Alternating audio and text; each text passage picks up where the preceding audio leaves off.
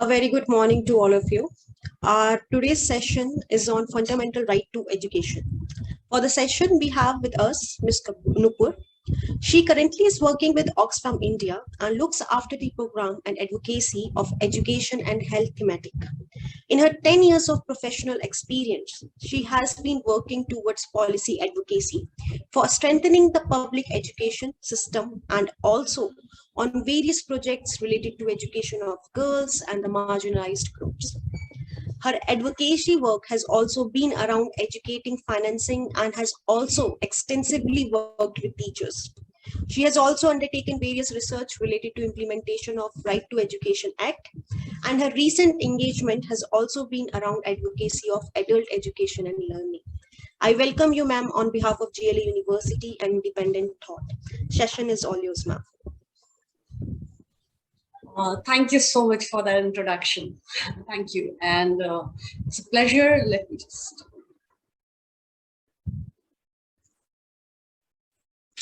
So yeah, hi everyone. Thanks once again to the university for giving me this opportunity to join all of you here today. And I'm excited. So thanks once again. And as suggested by Vikram G, I would try to keep this session participative and try to make it, both lingual. I would use English and Hindi and mix it. And that's how I'll take the session.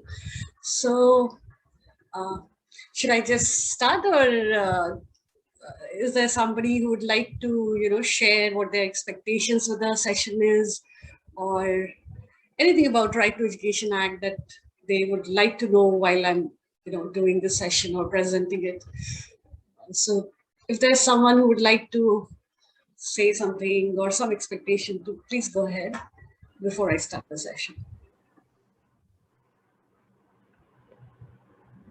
So, Nupur, my expectation will be that with your vast experience on education and the fact that you were also leading the NCE, National Coalition on Education. So if you would kind of link the RT and what we expect from the new education policy and what kind of drastic changes we are expecting and how much, without getting into a real critique of it, but what were the actual needs and demands of the people who are working on education and how much that gets catered by the new education policy. But when I see the document, I see it very comprehensive, kind of touching on almost everything.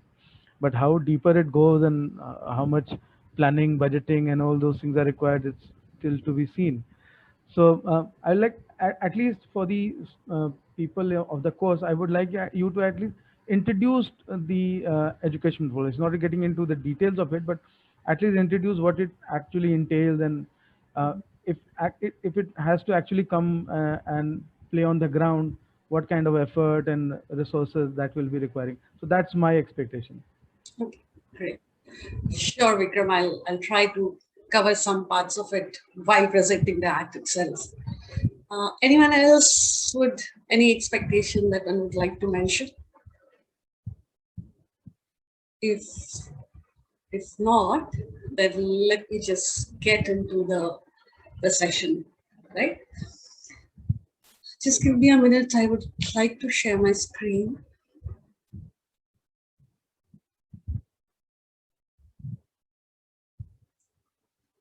Is this visible? Yeah, it's visible.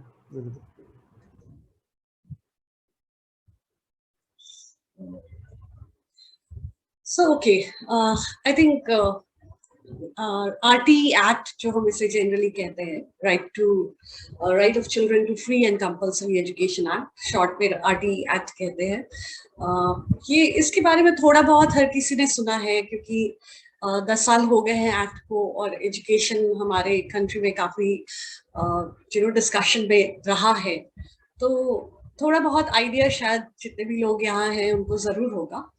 But today we'll see, in details, we'll go section by section and we'll see not just what the act says in its words, but also what it truly means when it comes to implementing this act in actuality, right?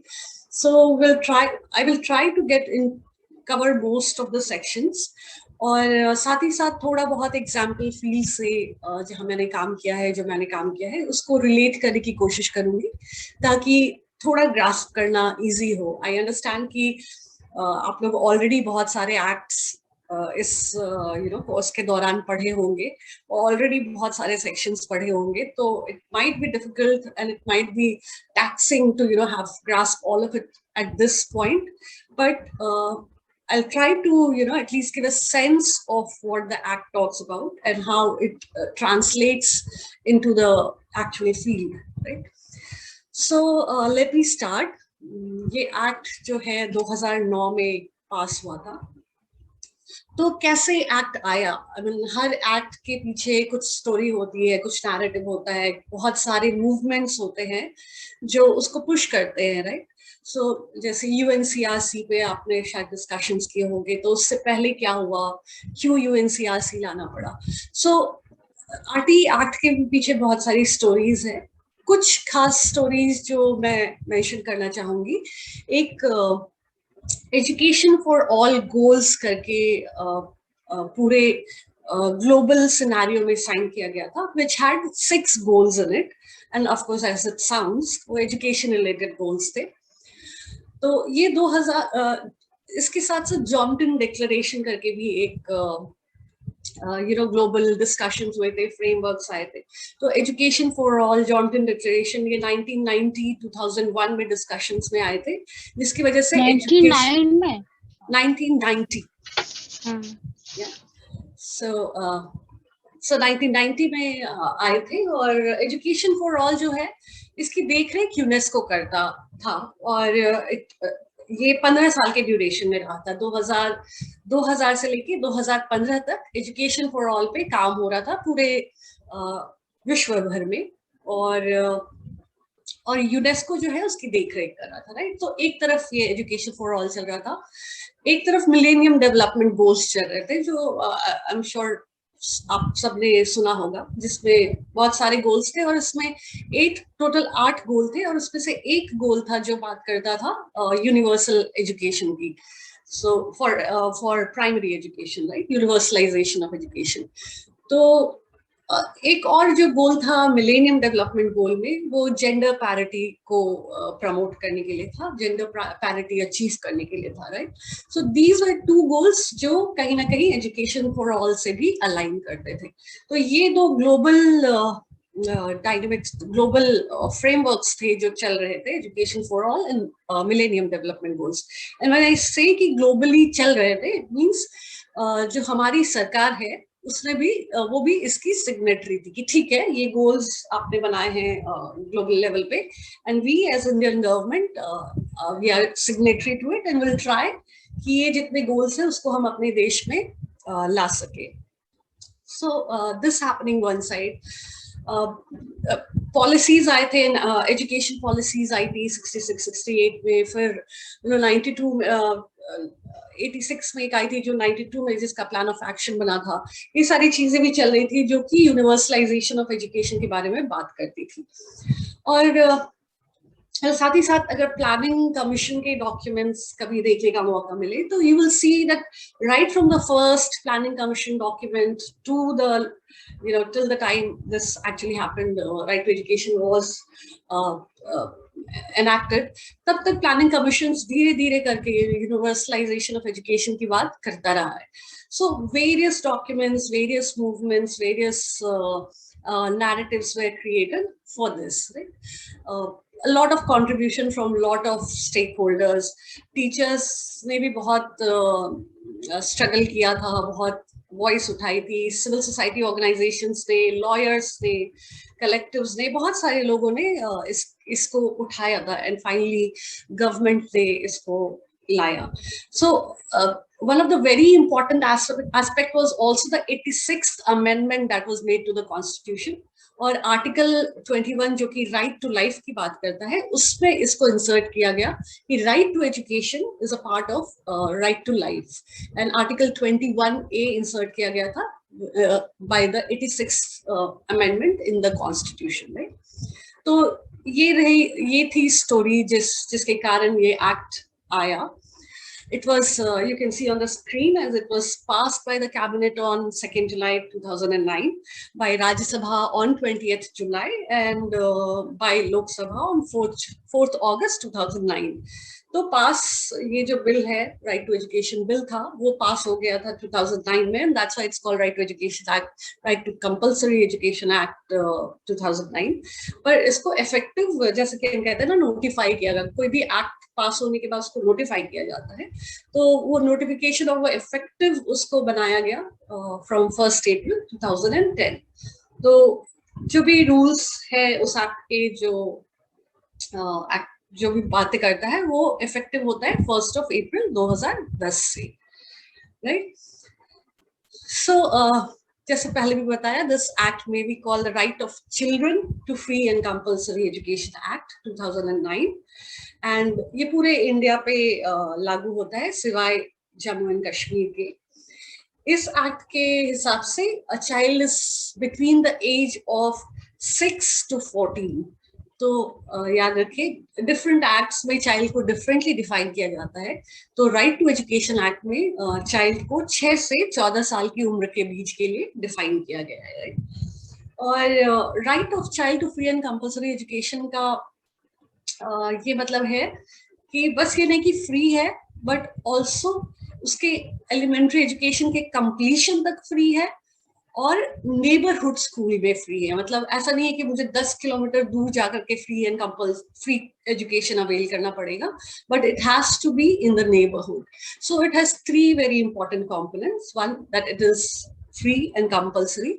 It is free up to elementary education, and it has a component of neighborhood school that the act talks about, right? So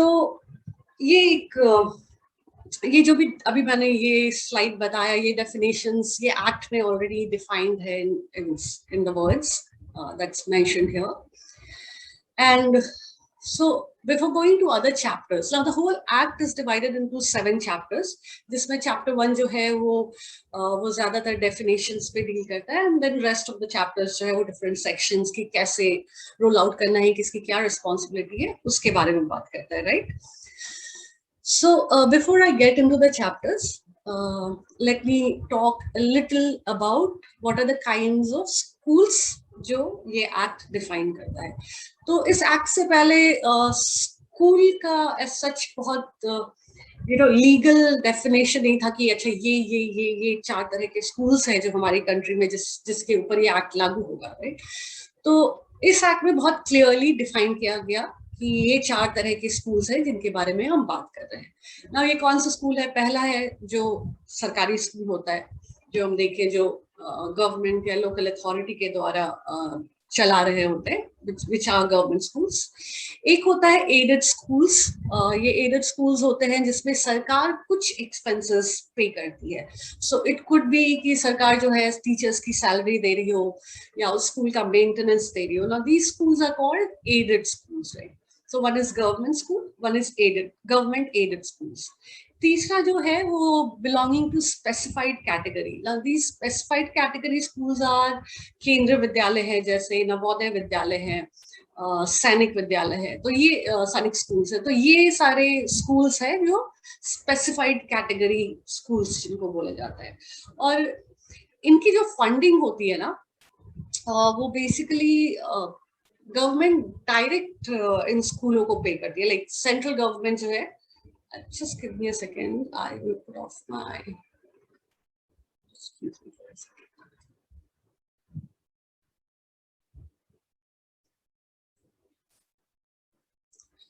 So yeah, so I was talking about 4 kinds of school. So तीसरा school is specified category, Navodaya Vidyalaya, केंद्रीय विद्यालय and all that. तो इनकी funding direct centre से जाती है, जो पैसा केंद्रीय विद्यालय में जाता है. बाकी जैसे जैसे अगर मैं गवर्नमेंट स्कूल की बात करूं पहले कैटेगरी की, तो उसका पैसा जो है वो आता है सरकार स्टेट्स को देती है, सेंट्रल गवर्नमेंट स्टेट्स को देती है, स्टेट भी अपना पैसा लगाती है and then they run the school. So there is a difference between the first category which is government school and the third category which is specified category schools, right? These are special schools. और चौथा, जैसा कि हम सब जानते हैं, are the private schools. और इस एक्ट के टर्म में इसको अनएडेड स्कूल्स बोलते हैं. अनएडेड, जिसमें सरकार का कोई एड नहीं है और उसका सारा एक्सपेंसेस वो खुद पे करती है, right? So these are the 4 kinds of school जिसके बारे में ये एक्ट बात करता है. एनी क्वेश्चन अभी तक जो लग रहा हो, और इमीडिएट कुछ सवाल अगर हो? If not then somebody raised hand. Sham is the name. Sham, you want to go ahead?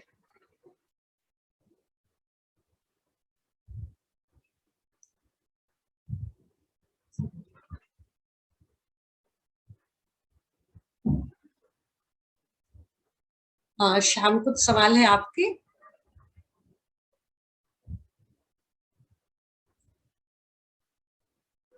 Okay, sorry, I was on mute. Okay. What I'm asking is, what is the difference between an aided school and a government school? You said that there were some aspects which were covered by the government in Yeah. the aided schools. Yeah. So what all are they? So a government school is like fully all the expenses of that school is taken care by the government, and by government I mean it could be central government's schemes like SSA which covers it. It could be state government's money that covers it, but the entire cost is on the government, right? और added schools जो होते हैं ना, उसके कुछ cost होते हैं जो सरकार बेयर करती है. या तो वो रेकरिंग कॉस्ट हो सकते हैं, जैसे टीचर्स की salary that I mention, maintenance cost हो सकते हैं, या फिर वो इन काइंड हो सकते हैं, जैसे कि लैंड सरकार ने दे दिया था कि आप इस पे स्कूल बना लो, तो वो लैंड सरकारी होता है, पर उसका जो मैनेजमेंट होता है वो प्राइवेट मैनेजमेंट होता है. सो वो स्कूल फीस चार्ज कर, मतलब पहले जब एडेड स्कूल, जब ये free and compulsory education act नहीं था, तो वो थोड़ा फी भी चार्ज कर सकते थे, and that used to depend on their management and their managements decisions, right?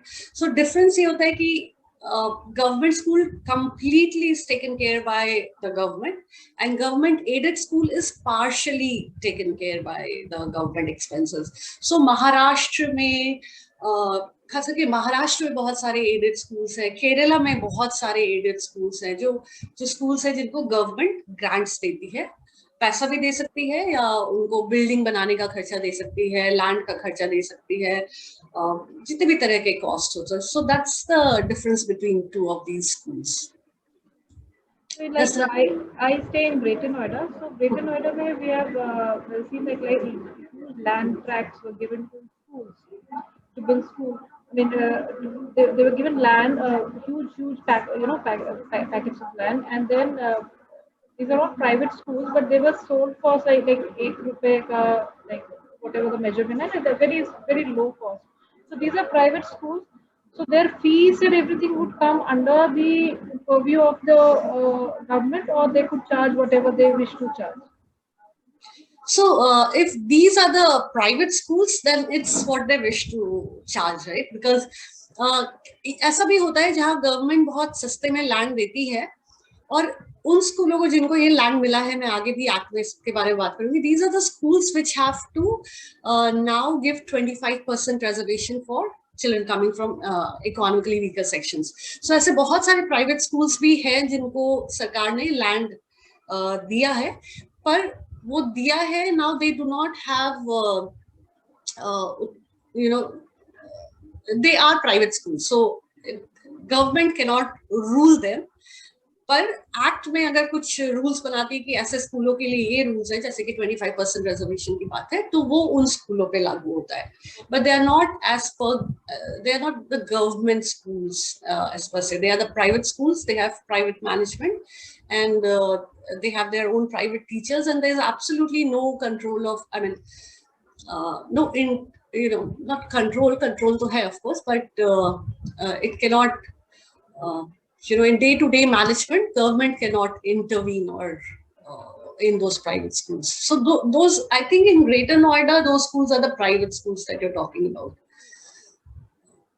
Shyam, Thank you. Thank you. Okay. Thanks for that interesting question. So I'm guessing there's no other question till now. So let me move ahead. So जैसे मैंने पहले बताया कि बहुत 7 chapters में divided है. First chapter is mostly on the definitions that I already dealt with right now, and also defining what are the categories of school. There are 4 categories of school, right? So now chapter 2 is talking about what the right to free and compulsory education is. I see 2 hands up. Can we? Okay, let's take the question. I see. You can. Call. Hello. Yeah. Nupur, I'm saying you can choose to finish your presentation first, and you can keep discussions for the end, because then otherwise it will break your flow also, and for many people because questions are obviously coming from people who are little informed. So you can keep it for the end, not an issue. Okay.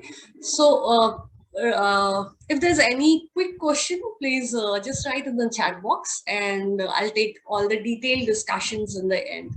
But अगर मैं जो present कर रही हूँ उसमें कोई quick question होता है, you can still write it in the chat box or raise your hand. Okay. So okay, so I'll move forward. The chapter 2 talks about right to free and compulsory education. Section 3, which talks about Free and Compulsory Education Act, which education for children, that they are not, the children are not liable to pay any kind of fee or charges or expenses which may prevent him or her from pursuing and completing the elementary education. So, this section has been interpreted in different ways by different states. And as you may already know that you've been studying law and rights and all that. So जब भी act आता है उसका model rules आता है, right? And model rules are the ones which define the act in details कि ठीक है एक्ट ये कह रहा है पर इसको करने के लिए हमें इस तरह से चीजें करनी होंगी. तो मॉडल रूल्स जो होता है उसमें कई बार जो स्टेट गवर्नमेंट होती है उसमें कुछ अपना ऐड करती है. Of course it can't contradict what's written in the model rules और the act itself, but it can make some changes to maybe enhance the scope of the act, or just make contextualize the act in their own state, kind of a thing, right? So this section 3 जो कहता है कि any kind of fee or charges नहीं लग सकते हैं, इसको भी डिफरेंट स्टेट ने अपने अपने तरह से डिफाइन किया है, बट मोस्टली सारे स्टेट में कोई फी नहीं लगती है. बुक्स आर फ्री, बट कुछ एक्सपेंसेस ऐसे भी होते हैं, जैसे sometimes kids have to buy pens, right? And when we are talking about marginalized kids, and especially girls and tribal children, उनके लिए एक पेन भी एक बड़ा मुद्दा हो सकता है, right? So while it says that charges or expenses नहीं आने चाहिए as an impediment while completing elementary education, there are certain instances where people have raised these concerns also. But yes, overall, if we see, education is free in all the states, and some tiny bits here and there sometimes could be charged, but that's not that big an issue. Right? Section 4 talks about special provision for children not admitted. So हमारा देश जो है इसमें बहुत सारे out of school children है. In fact world के सबसे ज्यादा आउट ऑफ स्कूल चिल्ड्रन हमारे देश में है. तो वो एक बहुत बड़ा कंसर्न था जब ये एक्ट डिस्कशन में था, जब बिल डिस्कशन में था, and hence it was decided कि ये जो बच्चे बाहर है इनको अगर हम अचानक से स्कूल में ले आएंगे तो शायद वो कैचअप नहीं कर पाएंगे, राइट? वो कभी स्कूल गए नहीं है, अगर उन्होंने पढ़ा नहीं है, then how do you expect them कि अब वो अचानक से सेंटेंस प्लेनिंग करेंगे? तो it was decided by the experts कि एक ट्रांजेक्टरी फेस होगा, जो स्पेशल ट्रेनिंग जिसे बोलते हैं राइट टू एजुकेशन एक्ट के इसमें, जहाँ पे कि बच्चों को ला करके उनको एज अप्रोप्रिएट ट्रेनिंग दी जाएगी कि ठीक है, अगर आप 6 साल के हैं तो आपको क्लास 1 के हिसाब से पढ़ाया जाएगा। अगर आप 9 साल के हैं, आपको कक्षा 3 या 4 में जाना है, तो आपके लिए उस तरह से, उस हिसाब से आपकी ट्रेनिंग की जाएगी। सो this provision of special training was included as section 4 in the act. However, from my experience, I have seen that this has not been implemented too well, and of course lack of resources is one of the reasons behind it, right? So but it's a very important section, section 4, which talks about special training. Section 5 is right of transfer to other school. So हर बच्चे को अधिकार है कि वो किसी भी school से, when I say किसी भी स्कूल, सरकारी स्कूल से किसी भी सरकारी स्कूल में ट्रांसफर ले सकता है, और स्कूल उसको डिनाई नहीं कर सकता इसके लिए. So that's section 5. So now let me go to chapter 3, which talks about duties of appropriate government, local authority and parents, right? Appropriate government ka matlab could be central government, could be state government, could be local government, and local authority is just say DEO होता है, block education officer, DEO, panchayat hoti hai. These are the local authorities, and parents, of course, the parents of children, right? So उनकी क्या duties इस act ने तय की है. Section 6 जो है वो गवर्नमेंट और लोकल अथॉरिटी को कह रहा है कि उन्हें स्कूल इस्टेब्लिश करना है. और स्कूल इस्टेब्लिश करने के लिए सर्टेन नॉर्म्स है. तो अगर आप एक्ट देखेंगे तो लास्ट में देयर इज अ शेड्यूल जो बताता है कि स्कूल में ये चीजें हैं जो चाहिए, जिसमें one of the very important norms जो कि मैं पहले बोल रही थी नेबरहुड स्कूल का है कि एक प्राइमरी स्कूल 1 to 5 का स्कूल जो है वो with in the distance of 1 kilometre के अंदर होना चाहिए, और जो अपर प्राइमरी है मतलब 8वीं कक्षा तक वाला वो एटलीस्ट 3 किलोमीटर के डिस्टेंस के अंदर होना चाहिए. तो ये एक बहुत ही इंपॉर्टेंट नॉर्म है जो इस एक्ट में आया था. And connecting it to the national education policy now that we have, it talks about a very important aspect that the policy talks about is the school complex. School complex को जो national education policy है वो इस तरह से define करता है कि it's an administrative complex जो कि 10 किलोमीटर के अंदर जितने schools हैं उसके वो एक एडमिनिस्ट्रेटिव कॉम्प्लेक्स में आ सके ताकि बेटर गवर्नेंस हो सके, उसकी उस आइडिया को प्रपोज करता है. Now this idea is not very new, it was also in the earlier education policies, but what is new in this particular national education policy is that now it is in you know slightly conflict with the right to education act जो कि कहता है कि 1 से 3 kilometre के अंदर school चाहिए, और नेशनल एजुकेशन पॉलिसी कहता है कि अगर हम वो स्कूल नहीं दे पा रहे हैं तो कॉम्प्लेक्स विद इन कॉम्प्लेक्स जो है शेयरिंग ऑफ रिसोर्सेस हो सकता है. सो लेट्स से अगर एक्ट कह रहा है कि 1 किलोमीटर के अंदर प्राइमरी स्कूल है, तो ये आइडिया ऑफ कॉम्प्लेक्स कह रहा है कि अगर नहीं है तो क्योंकि कॉम्प्लेक्स के अंदर दूसरा प्राइमरी स्कूल है, you can avail the services of that primary school, right? So there is a slight contradiction between the act and the policy, but as we know, always an act is bigger, I mean it's a legal document, and policy is just a policy, and policy is just a it's a guiding principle for the government, but an act is an act which is legal and you can go to court for it, right? So that's there. Establishing the school जो है वो government की जिम्मेदारी है इस act के हिसाब से. और सेक्शन 7 बात करता है शेयरिंग ऑफ फाइनेंशियल रिस्पॉन्सिबिलिटीज की. तो जैसे कि आप सब जानते हो कि एजुकेशन जो है वो कॉन्करेंट लिस्ट में है. कॉन्करेंट लिस्ट का मतलब होता है कि both central government and state government is responsible for it, right? So education is in the concurrent list, इसीलिए सेंट्रल गवर्नमेंट और स्टेट गवर्नमेंट दोनों इसमें पैसा लगाती है. सेंट्रल गवर्नमेंट वेरियस तरीके से लगाती है, सेंट्रली स्पॉन्सर्ड स्कीम्स होते हैं, जैसे सर्व शिक्षा अभियान is one of the biggest centrally sponsored scheme for education, और स्टेट गवर्नमेंट्स होती है जो टीचर्स को सैलरी पे करती है। सो मेजरली टीचर्स की सैलरी पेमेंट का जो होता है वो स्टेट गवर्नमेंट के पास होता है। जो SSA की खर्चे हैं, क्वालिटी के एंड स्कूल बनाने के, ये सारे खर्चे मोस्टली सेंट्रल गवर्नमेंट के होते हैं। So there is a financial sharing of the responsibility, right? So section 6 and section 7 talks about those responsibilities. ये थोड़ा जल्दी मैं कर लेती हूँ, बहुत सारा टेक्स्ट दिख रहा है, घबराना मत।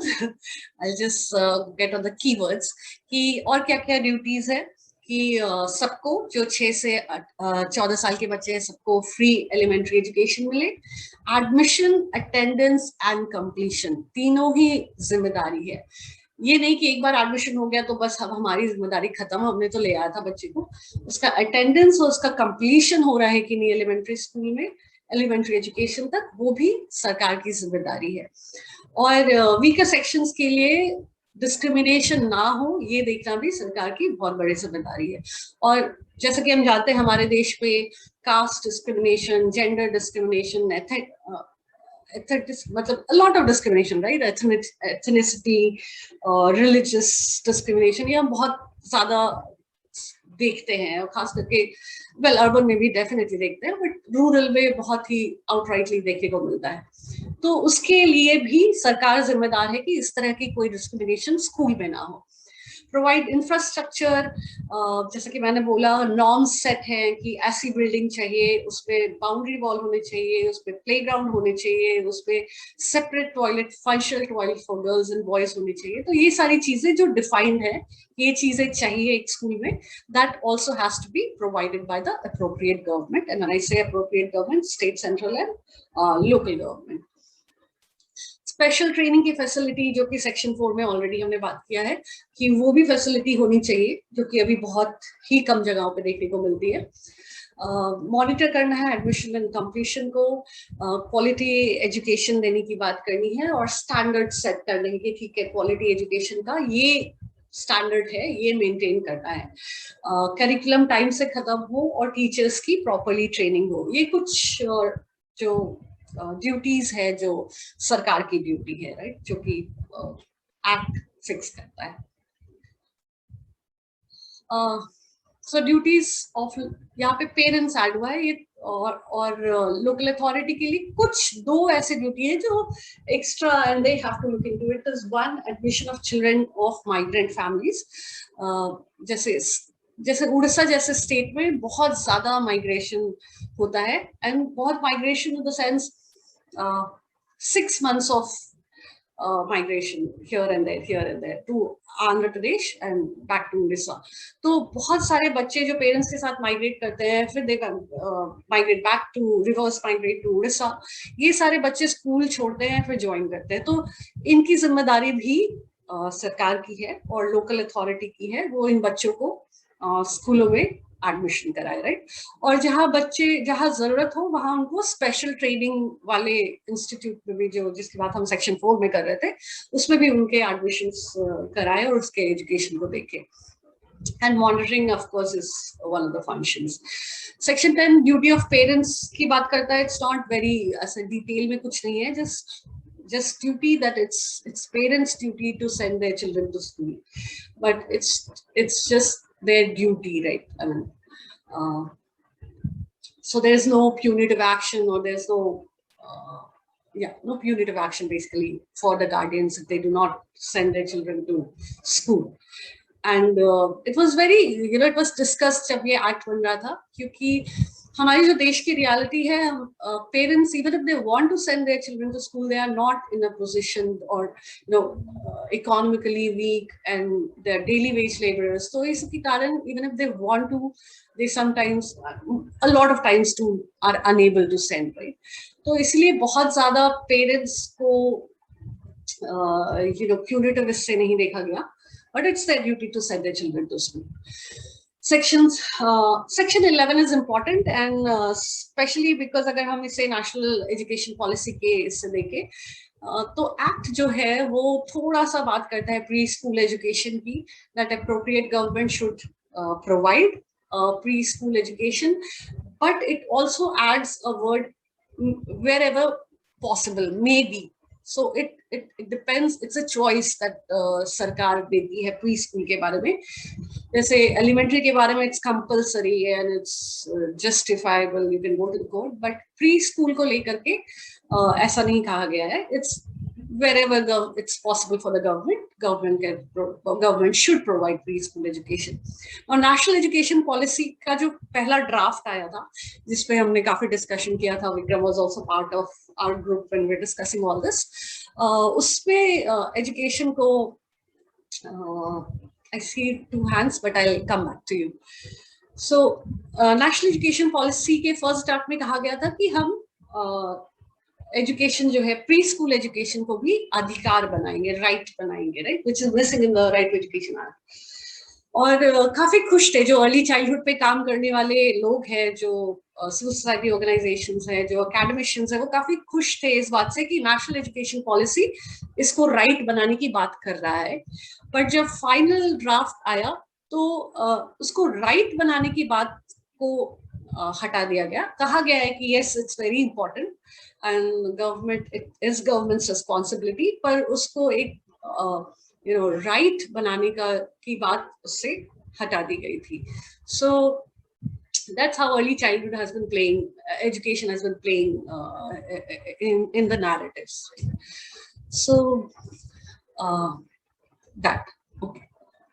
Now before going to chapter 4, because I'm continuously talking and मुझे लग रहा है कि कहीं, I'll just see the chat. All school service.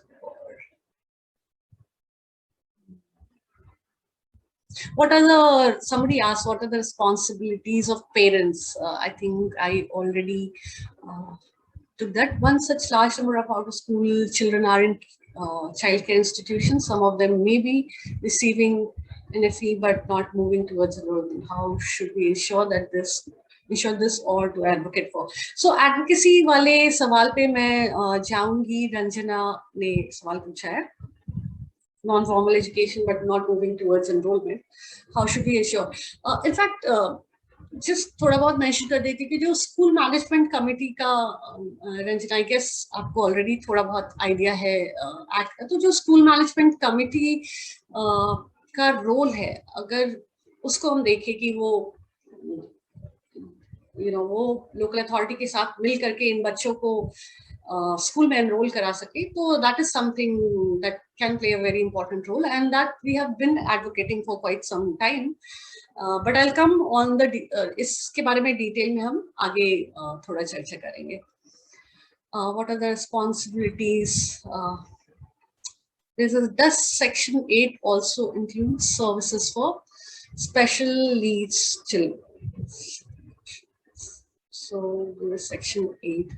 So yeah, जहाँ ये discriminated against की बात हो रही है ना इसमें, वहाँ पे ये भी, वहाँ पे special need children का भी mention. आपने mention नहीं किया था, तो I just thought to discrimination because good number of the special need children are also there. So I just wanted to know section 8 as a whole applies for special need children or not. Absolutely it does, absolutely.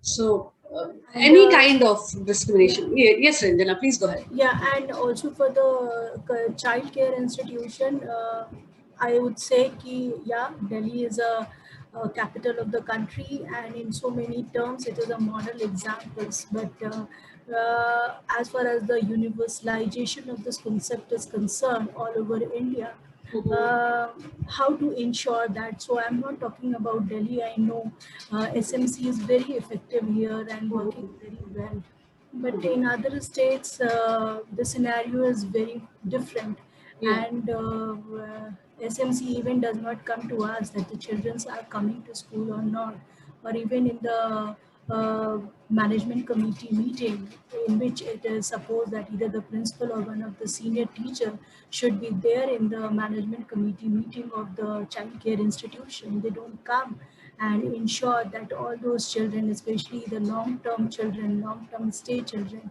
are they going to school, or the authority ensuring their school education or not.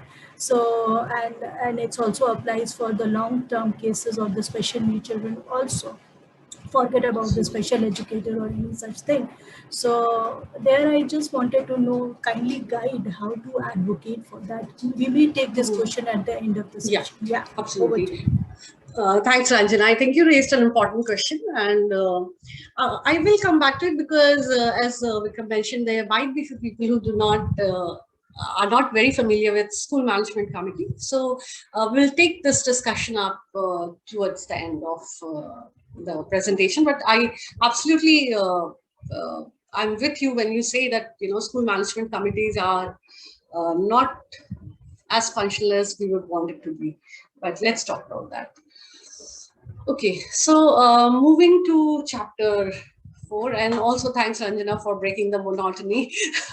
Just me speaking continuously, it can get a little boring for listeners, I understand. So, okay, so moving to chapter 4, responsibilities of teachers, schools and teachers.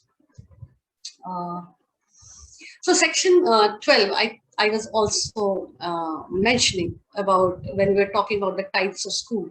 Section 12 is very important of this section, and there's a whole group of people working for better implementation of section 12, which talks about 25% reservation in private schools. So this reservation is for economically weaker section, EWS. The model rules define who are the people in this section. And different states have followed different policies. There are different manner in which they have, इस 25% reservation में किसको कितना मिलना चाहिए उसको properly define किया है बहुत सारे states ने. So private school is supposed to give 25% of its seats in the first grade that the school starts from. So अगर school class 1 से start हो रहा है तो class 1 में 25% reservation देना है. अगर school class 4 से start हो रहा है तो class 4 में 25% reservation देना है बच्चों के लिए. और इन बच्चों का जो खर्चा है प्राइवेट अनएडेड स्कूलों में वो सरकार रीइंबर्स करती है, और वो रीइंबर्स इस हिसाब से करती है जितना वो पर चाइल्ड एक्सपेंडिचर उसका सरकारी स्कूलों में खर्चा हो रहा हो. सो लेट्स से अगर बिहार में per child expenditure is 6,000 rupees on each child for a year, and that's the amount that the government pays to the private school for reimbursement of the children who are admitted under 25% of reservation. इसके बहुत सारे complexities है और बहुत सारे debates भी है. एक debate जो important है और मैं यहाँ पे इसलिए डाल देती हूँ because this also relates to national education policy and it's very important. NITI Aayog के भी documents पे you will see how these, this whole debate comes up and how the narrative is put on. So 25% reservation है जो, which means of total enrollment जो हो सकता था सरकारी स्कूलों में, उसके 25% बच्चे हम प्राइवेट स्कूलों में जाने को दे रहे हैं और उनका खर्चा सरकार उठा रही है. So one side of the argument is about how these schools, private schools, have to be made inclusive and provide an opportunity for children coming from marginalized section as well to attend these private schools, which are supposedly better than government schools. So one side of the argument is about inclusivity, but other side of the argument जो ये कहता है कि अगर आप 25% बच्चों को वहां भेज दे रहे हैं, हमारे स्कूलों में एनरोलमेंट घट जा रही है अगर उससे, तो आप कह रहे हैं कि स्कूलों में एनरोलमेंट कम है तो स्कूल बंद कर दो. And you must have heard about a lot of government school being closed down or being merged. तो अगर एक तरफ सरकार ही प्रमोट कर रही है एनरोलमेंट को इन प्राइवेट स्कूल 25% एनरोलमेंट, और दूसरी तरफ कह रही है आपके स्कूलों में एनरोलमेंट नहीं है गवर्नमेंट स्कूलों में, so we'll close down the government school. So how do these two really align with themselves. So these are the two arguments that are in place, and I will not give a judgment here. I have my own perspective. So I would like all of you to go back, think about it, what could be a middle way of dealing with that situation, where we talk about inclusivity also, but strengthening public education system is also important. So that section 13 बात करता है कि कोई capitation fee नहीं ले सकते हैं, कोई स्क्रीनिंग प्रोसीजर नहीं हो सकता है. वैसे बहुत सारे प्राइवेट स्कूलों में स्क्रीनिंग प्रोसीजर होता है, बच्चों का छोड़ो पेरेंट्स का स्क्रीनिंग प्रोसीजर होता है. तो वी ऑल नो कि बहुत सारे इस एक्ट के बहुत सारे प्रोविजंस को बहुत ही आसानी से डिफाई किया जा रहा है. But well, there is an act which talks about no capitation fee and no screening procedure for admission. No capitation fee का एक punitive action भी है जो ये act mention करता है कि अगर आप capitation fee लेते हुए पकड़ा गए तो you will be fined 10 times of the capitation fee that you have charged. Right? So that's कुछ section है, थोड़ा quickly इस पे जाती हूँ. Proof of age for admission नहीं चाहिए. कोई बच्चे को ये नहीं पूछ सकता है कि आप पहले बताओ कि आप 14 साल के नहीं हो और आप 12 साल के हो. That's not required. डिनाई नहीं कर सकते हैं एडमिशन को कि बच्चा आया है मैं बोल दूं कि नहीं हमारे पास तो भाई नहीं, हमारा क्लासरूम फुल है, हम नहीं ले सकते. You can not deny a child. You have to take in that child and the government has to make appropriate arrangements कि वो बच्चा वहां पे पढ़ सके. Prohibition of holding back and expulsion बहुत इंपॉर्टेंट है. ये एक जो बहुत ही बड़ा स्टेप था, very progressive step by right to education act की आप बच्चों को फेल नहीं कर सकते हैं, एक्सपेल नहीं कर सकते हैं, और 8वीं तक बच्चों को फेल नहीं करने का प्रोविजन सेक्शन 16 में लाया गया. अब इसका अमेंडमेंट किया गया है और now it has been left to states to decide whether they want to flunk children or not. But जब ये आया था, there was a very scientific approach to bringing this section in. जितने भी स्टडीज हुए, साइंटिफिक स्टडीज हुए, psychological studies हुए, वो कहते हैं कि बच्चों को उस उम्र तक 14 साल की उम्र तक उस प्रेशर में आप अगर डालेंगे तो वो उतना बेहतरीन परफॉर्म नहीं कर पाएंगे जितना वो अदरवाइज परफॉर्म कर सकते हैं, जितना वो अदरवाइज सीख सकते हैं. So that was the logic behind bringing this section in. But there was a lot of debate and 2017 में अमेंडमेंट बिल लाया गया कि नहीं, बच्चों को फेल नहीं कर रहे हैं उसकी वजह से बच्चे जो है उनका आउटकम खराब हो रहा है, वो पढ़ नहीं पा रहे हैं. कक्षा 3 का बच्चा कक्षा 1 का नहीं पढ़ पा रहा है क्योंकि हम उसे फेल नहीं कर रहे. So all this argument came into play, a whole new narrative being built and all that. And 2017 में लाया गया था बिल और 2019 में वो अमेंडमेंट कर दिया गया जहाँ पे कि स्टेट्स को ये दिया गया है कि वो डिसाइड कर सके कि वो बच्चों को फेल करना चाहिए कि नहीं, और कक्षा 5 के बाद फेल करना is not a problem. Basically that's the new amendment says. So section 16 का बहुत बड़ा डिबेट है. अगर आप जाकर के गूगल भी करेंगे या वीडियोस देखेंगे यूट्यूब पे, there is a lot of arguments and against and for holding back students. Section 17 prohibition of physical punishment. हमने तो बचपन में बहुत मार खाया है, but I'm glad अभी के बच्चों के लिए at least there's this ray of hope कि आप फिजिकली पनिश नहीं कर सकते और मेंटली हैरेस नहीं कर सकते. और मेंटली हैरेसमेंट जब आया तो इसको बहुत अलग अलग तरह से इंटरप्रेट कर रहे थे. तो उस समय NCPCR which is National Commission for Protection of Child Rights ने गाइडलाइंस निकाली थी कि मेंटल हैरेसमेंट कैसे हम डिफाइन करेंगे ताकि स्टेट्स को पता रहे कि ठीक है ये मेंटल हैरेसमेंट के अंदर आता है कि नहीं. So discrimination was also taken under mental harassment by NCPCR's guidelines that they came up with. Section 18 is certificate of registration which is pertaining to the private schools.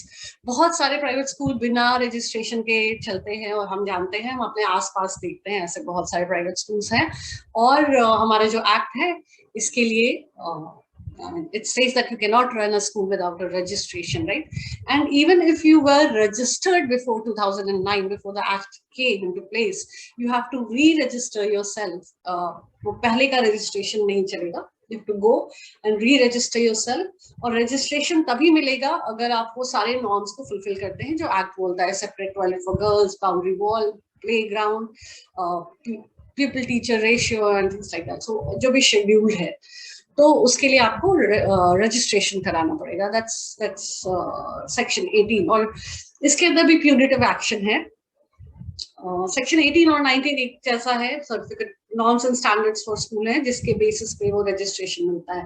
तो सेक्शन 18 और 19 के अंदर प्यूनिटिव एक्शन लिया गया है कि अगर आप उन नॉर्म्स को फुलफिल नहीं कर रहे हैं और अगर आपके पास रजिस्ट्रेशन के बिना आप स्कूल चला रहे हैं तो यूल बी फाइंड कुछ 1 लाख का फाइन है. और अगर आप फिर भी चलाते जा रहे हैं तो जितने दिन चलाएंगे उतने पर डे का 10,000 फाइन है, कुछ ऐसा है. But I have not really seen, one have not seen states really fining any private schools. Too I think states बहुत क्लियरली डिफाइन भी नहीं किए हैं कि punitive action, but I am not too sure, I will have to go and check. But आप लोग क्योंकि हो यहाँ तो अगर आप गूगल कर सको कि कौन से स्टेट्स हैं जो ये प्यूनिटिव एक्शन अपने state rules पे रखे हैं. So that's for private schools. Now coming to section 21, which is very, very important and which Ranjana was also mentioning and we were having a discussion. तो mostly आप लोगों को पता होगा कि स्कूल मैनेजमेंट कमेटी क्या है, पर फिर भी जिनको नहीं पता है और जो एजुकेशन में ज्यादा समय नहीं बिताया है उनके लिए it's a committee. Her school में फॉर्म करना है, हर स्कूल में मतलब सरकारी स्कूल में. It's not mandatory for private school. Private school कर सकता है बट इट्स नॉट मैंडेटरी. सो हर सरकारी स्कूल में एक स्कूल मैनेजमेंट कमेटी होनी है, SMC कहते हैं हम उसको. और ये स्कूल मैनेजमेंट कमेटी जो है ये 75% of this committee has to be parents of children who go to that school. तो अगर मेरा बच्चा जाता है किसी स्कूल में तो I can be a member of school management committee. Generally 12 से 15 के बीच में स्कूल मैनेजमेंट कमेटी में लोग होते हैं जिसमें 2/3 of the members are parents. उसमें लोकल अथॉरिटीज हो सकते हैं, उसमें DEO हो सकता है, उसमें BEO हो सकता है. Depends on how states decide कि कौन कौन हो सकता है. बहुत जगहों पे आशा वर्कर्स भी हैं, आंगनवाड़ी वर्कर्स भी हैं. तो डिफरेंट स्टेट्स की डिफरेंट डेफिनेशंस डिफाइंड तरीका है. पर जैसा कि मैंने बताया 2/3 of it has to be parents and that every state has to follow. जो सेंट्रल मॉडल रूल्स में है वहां कहा गया है कि ये इलेक्शन के थ्रू ये मेंबर्स होने चाहिए. पर बहुत सारी स्टेट्स ने इसको इलेक्शन हटा करके they have not really gone into process of election. In fact, Delhi government में भी election नहीं होते थे. Recently somebody had filed a PIL or something. I don't remember, but किसी से बात हो रही थी जो बता रही थी कि दिल्ली में भी elections नहीं होते थे स्कूल मैनेजमेंट कमेटी के लिए, पर अब सरकार ने कहा है कि वो इलेक्शंस करवाएंगे. एनीवे कोरोना आ गया है तो इलेक्शंस अभी नहीं हो रहे हैं. कुछ स्टेट्स में, बिहार में आई रिमेम्बर जब मैं थी कुछ 7-8 साल पहले, तभी SMC का वो था कि जो क्लास 3 में फर्स्ट आता है शेड्यूल कास्ट का बच्चा, उसकी माँ या पापा हो सकते हैं. जो क्लास में मतलब different criteria for having representation. तो वो रिप्रेजेंटेशन का भी एक अच्छा तरीका था, क्योंकि इलेक्शन में कई बार क्या होता है कि it's always the dominant people who get to be the member, right? So different states ने different तरीका निकाला. But this management committee is a very strong, what do I say? It's a strong step towards community engagement for education, right? बहुत दिनों से बात हो रही थी और बहुत सारी बात हो रही थी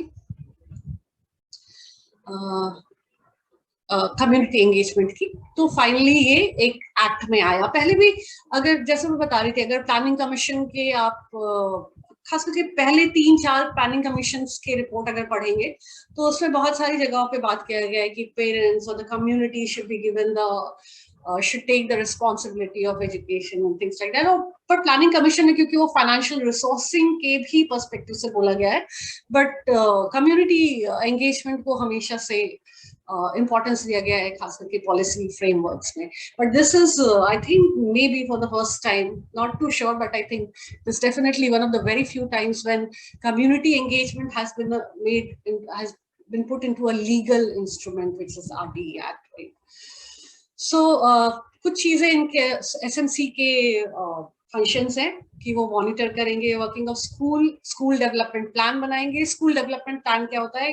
हर स्कूल अपना एक प्लान बनाता है कि हमें आने वाले 3 साल में ये चीजें करनी है और इसके ये खर्चे होंगे, और वो खर्चे फिर डिस्ट्रिक्ट लेवल पे जाते हैं, डिस्ट्रिक्ट से स्टेट लेवल पे जाते हैं. That's how the whole budgeting is done.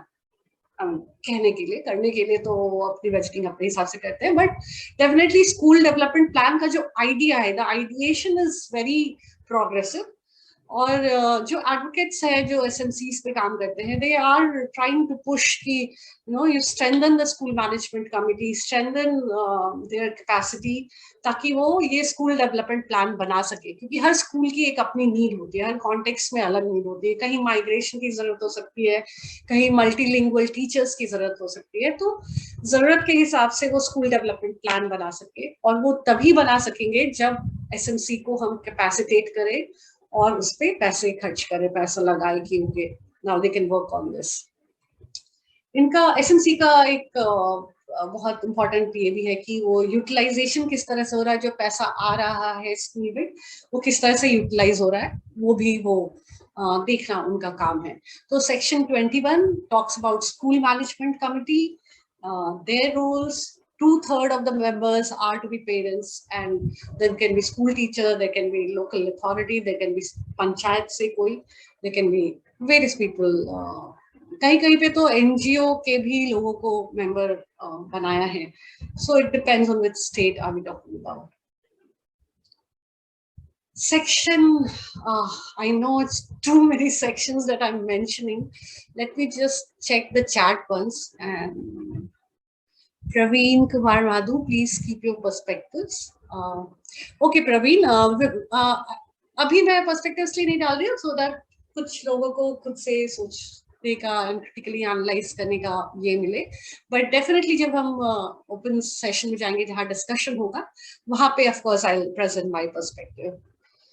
State is itself fail. Yes, there is no disagreement, but that's the only solution. Like हमें स्टेट को ही स्ट्रेंथन करना पड़ेगा, और कोई तरीका नहीं, क्योंकि अगर हम प्राइवेट पे छोड़ देते हैं तो दैट्स इवन वर्स.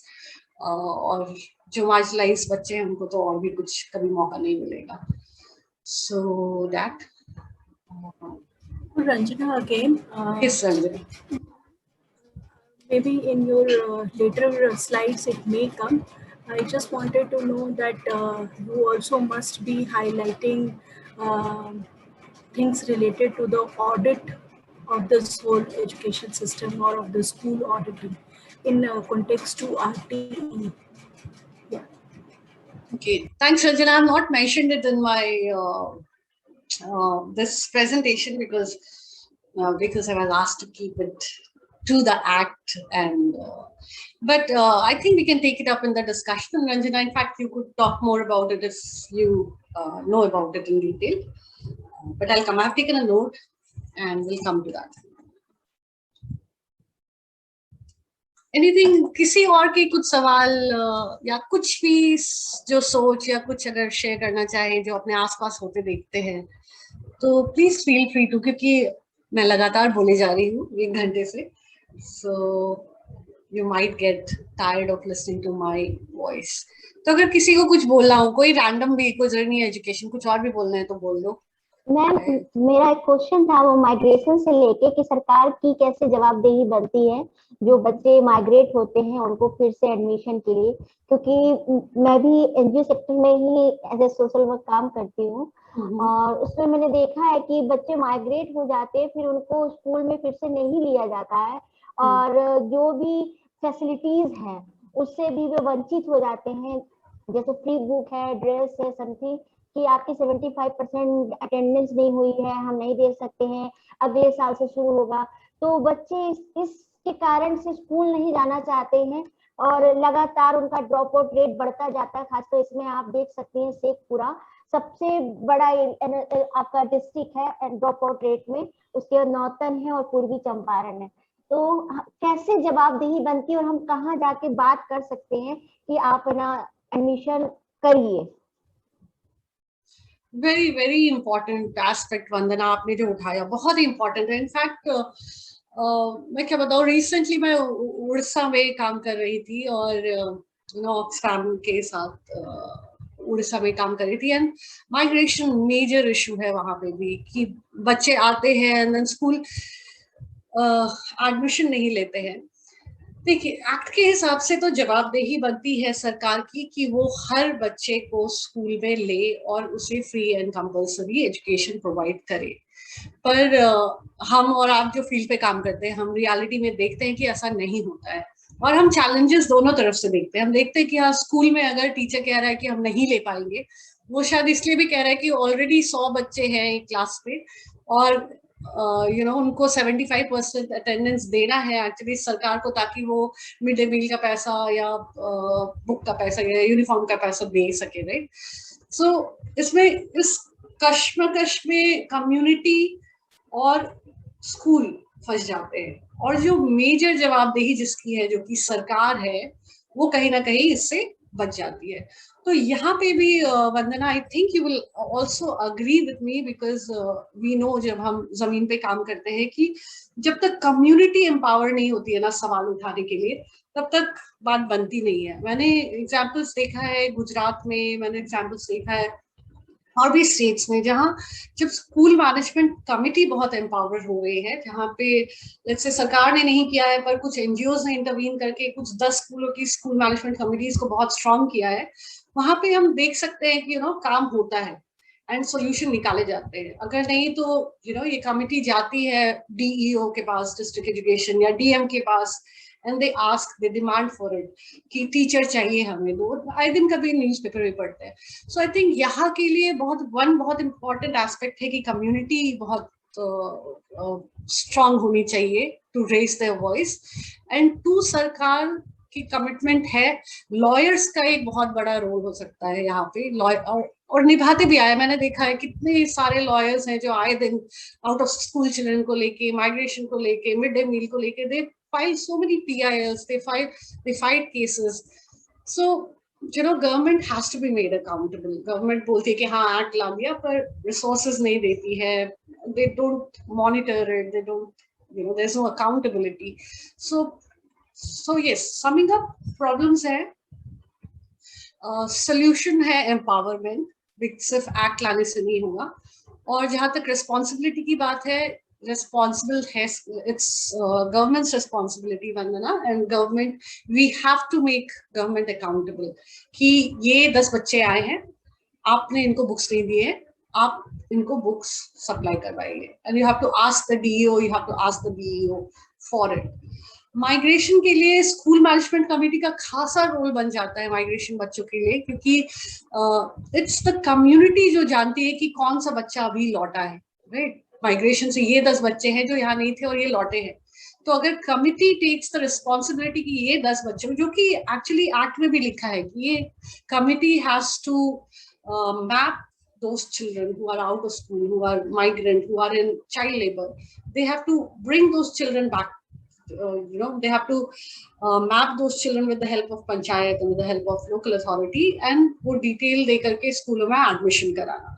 So यहाँ पे भी SMC का बहुत स्ट्रॉन्ग रोल है, and it's kind of disheartening, वंदना, कि SMCs पे काम काफी शुरू हुआ था, शुरू के 5 सालों में मुझे याद है काफी जोरों से, पर अब काफी ढीला हो गया है। There are no resources, there are not much interventions. So yes, that's what I think. Migration बच्चों के लिए उड़ीसा में थोड़ा बहुत प्रोविजंस है, कुछ हॉस्टल्स है एंड थिंग्स लाइक दैट। तो सरकार को हमें अकाउंटेबल बनाना पड़ेगा कि ठीक है, बस स्कूल से नहीं होगा, आपको स्पेशल ट्रेनिंग देनी पड़ेगी, जो RT एक्ट में बात कर रहे हैं, आपको हॉस्टल्स बनाने पड़ेंगे, सीजनल हॉस्टल्स बनाने पड़ेंगे। There are seasonal hostels in Orissa. So these are some of the points where we need to advocate with the government. We need to fight with the government, basically demand for it, right? So that's what I see.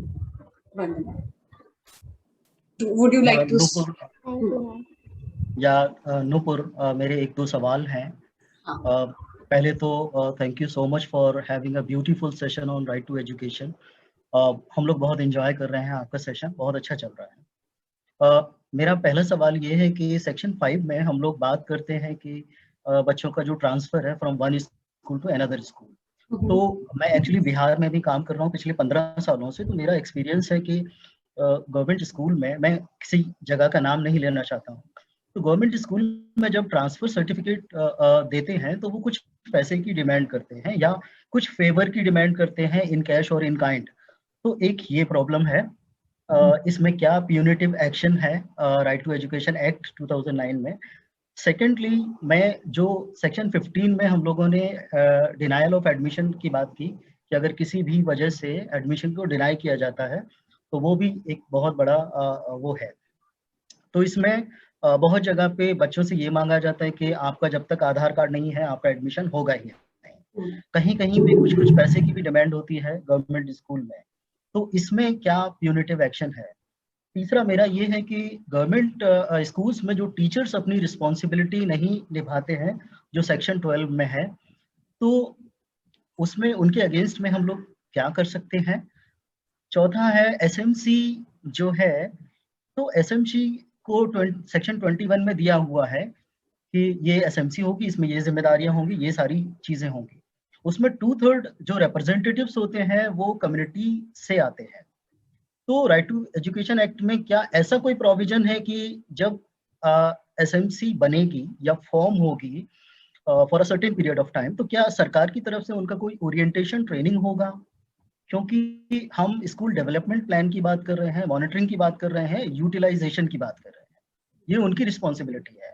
तो ये जो SMC के 2/3 members हैं वो तो एक illiterate community से आते हैं, वो बहुत ज़्यादा पढ़े लिखे नहीं हैं, बच्चों के पेरेंट्स हैं, वो डेली लेबरर हो सकते हैं. तो ये कैसे समझेंगे कि हम मॉनिटर कैसे करते हैं, स्कूल डेवलपमेंट प्लान कैसे बनेगा, यूटिलाइजेशन को हम लोग कैसे देखेंगे? तो क्या सरकार ने कोई ओरिएंटेशन इसमें रखा हुआ है? माफ कीजिएगा, बहुत सारे क्वेश्चन है. नहीं, बहुत इम्पोर्टेंट है नदीम. आप 15 साल से काम कर रहे हैं, ये आपके सवालों से पता चल रहा है कि आप 15 साल से काम कर रहे हैं, and you have been working in the field. मैं तो 10 साल से ही हूँ, पर आई टोटली अंडरस्टैंड. आपने जो भी सवाल पूछे हैं, ये हम रोज इन सवालों से जूझते हैं, right?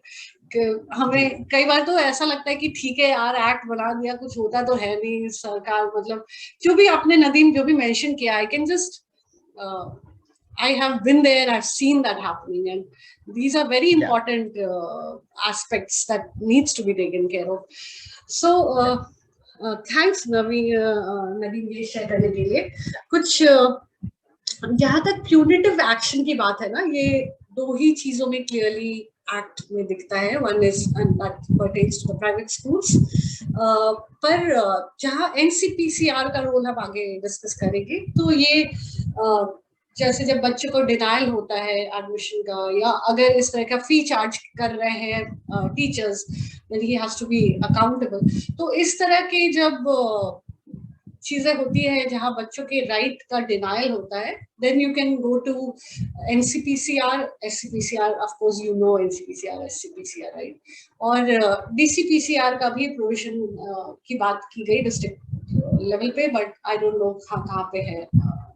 Not have much experience. I think Vikram will be in better position that he's a lawyer. तो ये जहाँ तक इनकी बात है कि बच्चों को एडमिशन नहीं मिल रहा है, one can definitely approach to, if SMC is not empowered, then one can definitely approach to SCPCR, State Commission for Protection, and not necessarily SCPCR. You can directly approach the NCPCR also in that case of denial. मैंने देखा है कि in fact NCPCR में तो देखा है जब शांता सिन्हा थी, तो कुछ केसेस तो ऐसे अगर हम बताते थे तो फॉलोअप्स भी होते थे कि अच्छा वहां पे ऐसा हुआ है. बट यहाँ इतना बड़ा देश है, इतने ज्यादा वायलेशंस होते हैं कि you can't even expect कि एक अकेला NCPCR संभाल सके, but the provision is of NCPCR, SCPCR and DCPCR में. टीचर्स की जो डिस्क्रिमिनेशन की बात है उसके लिए CWC भी है जहां आप अप्रोच कर सकते हैं child welfare committee. I think already पहले के सेशंस में इसकी बात हो चुकी होगी, व्हाट आई एम अज्यूमिंग, नहीं तो विक्रम शायद लेटर पार्ट में बताएंगे इसके बारे में. CWC भी जा सकते हैं आप, NCPCR SCPCR भी जा सकते हैं, और इस तरह के डिस्क्रिमिनेटरी प्रैक्टिसेस अगर हो रहे हैं स्कूलों में जहां टीचर्स कर रहे हैं, then of course you can raise it there. It comes under the purview of child rights जहाँ denial हो रहा है. So that तीसरा जो आपने बात की provision for training की ट्रेनिंग की बात तो है. I mean मॉडल रूल्स में, एक्ट में तो ऑफ कोर्स वो बात नहीं कर रहे हैं, मगर मॉडल रूल्स में उनको ट्रेन करने की बात है. बहुत सारे स्टेट्स में ट्रेनिंग हुई भी है. नदीम आपने देखा भी होगा, पर ट्रेनिंग किस तरह की होती है that also we are well aware of. Major मुद्दा जो आता है ना वो पैसे पे आता है. सरकार एलोकेशंस नहीं करेगी, अगर सरकार पैसे नहीं देगी तो स्टेट्स लाइक बिहार जिसका स्टेट GDP इतना लो है, वो कहाँ खर्च करे, राइट. तो इट हैज टू बी, सरकार को रिस्पॉन्सिबिलिटी लेनी पड़ेगी जो ऐसे स्टेट्स हैं. फाइनेंस कमीशन को रिस्पॉन्सिबिलिटी लेनी पड़ेगी जो ऐसे स्टेट्स हैं, कि उसमें एलोकेशंस कैसे और ज्यादा बढ़ाया जाए, और कैसे SMCs के ट्रेनिंग पे, उनकी कैपेसिटी बिल्डिंग पे खर्च किया जाए. एंड वेरी नदीम, शायद आपने भी सुना होगा, हम लोग बीच में उस बारे में भी बात करते थे कि CWC के मेंबर्स को कुछ ऑनरेरियम पे किया जाता है, सरकार कुछ एलोकेशंस करती है, पर स्कूल मैनेजमेंट कमिटी के लिए कोई एलोकेशन नहीं किया जाता है. अज्यूम कर लिया गया है कि स्कूल मैनेजमेंट कमेटी में पेरेंट्स आएंगे तो वो अपना फ्री का सर्विस दें. वो शायद दे भी देते, पर क्योंकि वो डेली वेज वर्कर्स होते हैं, वो एक दिन काम छोड़ के आते हैं, तो उनका काफी लॉस होता है, right. So where are these provisions जो बेसिक है किसी भी SMC को, किसी भी कम्युनिटी इसको स्ट्रॉन्ग करने के लिए, वही प्रेजेंट नहीं है, right. So coming back to your question, provision मतलब there has been some talking about training, पर उसके लिए फाइनेंशियल एलोकेशंस क्या होंगे इसके बारे में definitely act is completely silent. Yeah, thank you. Very interesting. Thanks, Nadeem. Yeah. So let me go to, we have it's 11:47 already, so let me quickly finish this. Curriculum, chapter 5 talks about curriculum completion, examination and completion certificate. So examination के बारे में already हमने पहले discuss कर लिया है. तो section 16 था जिसको amend किया गया है, and that is in conjunction with section 30 which talks about CCE, which is comprehensive and continuous evaluation. So this was the new system which was introduced by Right to Education Act. और ये जो system है ये कहता है कि ठीक है, एक बार exam लेने की जरूरत नहीं है, बट हमें कंटिन्यूस इवैल्यूएट करना है बच्चों को कि कहाँ वीक है. कोई बच्चा मैथ में वीक हो सकता है, कोई इंग्लिश में वीक हो सकता है, कोई बच्चा पढ़ाई में इंटरेस्ट नहीं हो सकता है, बट गाने में अच्छा है, या स्पोर्ट्स में अच्छा है. So how it has to be very comprehensive. It can't be बस मैथ्स और इंग्लिश में अच्छा है कि नहीं, but every child have different intelligence, right? And in fact, if you can go and Google about the intelligence theories, especially you can, this very interesting person, Howard Gardner naam hai, I'll maybe write, he teaches in Harvard University, and he talks about multiple intelligence theory, कि हर इंसान में intelligence होता है और कुछ intelligence होता है जो ज्यादा काम कर रहा होता है. So you'll find people who are very good at singing but do not understand English, or who are very good at English but do not understand maths.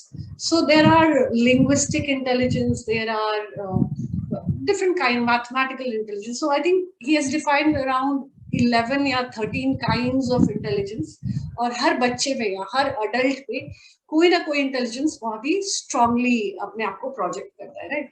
सो ये जो कॉम्प्रिहेंसिव इवैल्यूएशन सिस्टम है ये बहुत ज्यादा बेस्ड है उन theories पे जहाँ कहा जाता है कि हर बच्चे में अपना इंटेलिजेंस है, हमें उसे इस तरह से इवैल्यूएट करना है कि उसके स्ट्रेंथ को और उसकी वीकनेस को कैसे हम कैप्चर कर सके. और स्ट्रेंथ को और हम प्रमोट कर सके और वीकनेस पे किस तरह से काम कर सके। बट सैडली CCE पे भी बहुत काम नहीं हुआ।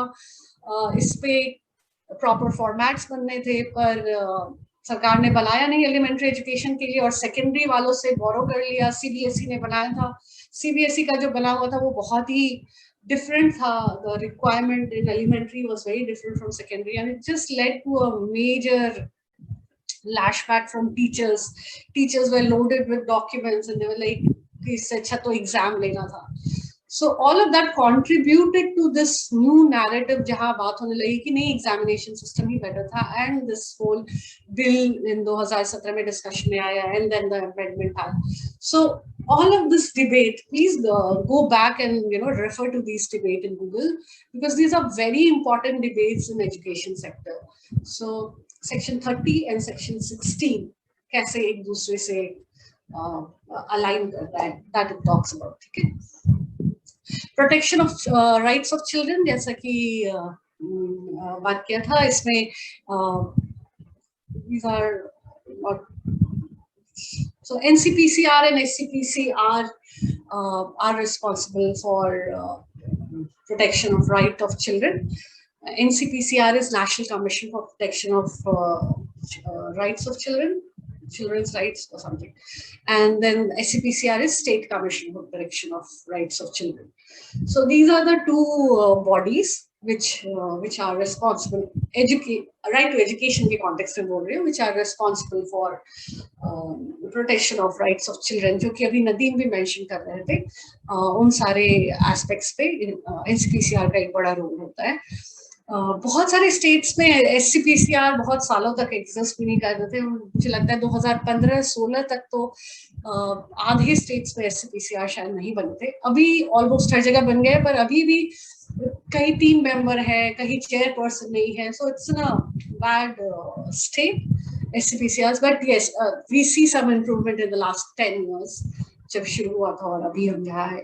So that this is the last chapter, which is called miscellaneous, and there are power to issue directions. Central government के पास power है कि वो direction दे सके state government को और local government को. Previous sanction for prosecution, मतलब prosecution की बात मैं कह रही थी यहाँ पे कि 2 sections में है punitive actions वगैरह, और in fact पीछे वाली बात भी जो नदीम उठा रहे थे वहाँ पे भी prosecution की बात हो सकती है. I think Vikram will be in a better position to comment on that because he's a lawyer, कि कैसे कोर्ट में इन चीजों को लेकर के हम जा सकते हैं. Protection of action taken in good faith. Now this is a very problematic section. Problematic in the sense it leaves a lot of room for interpretation.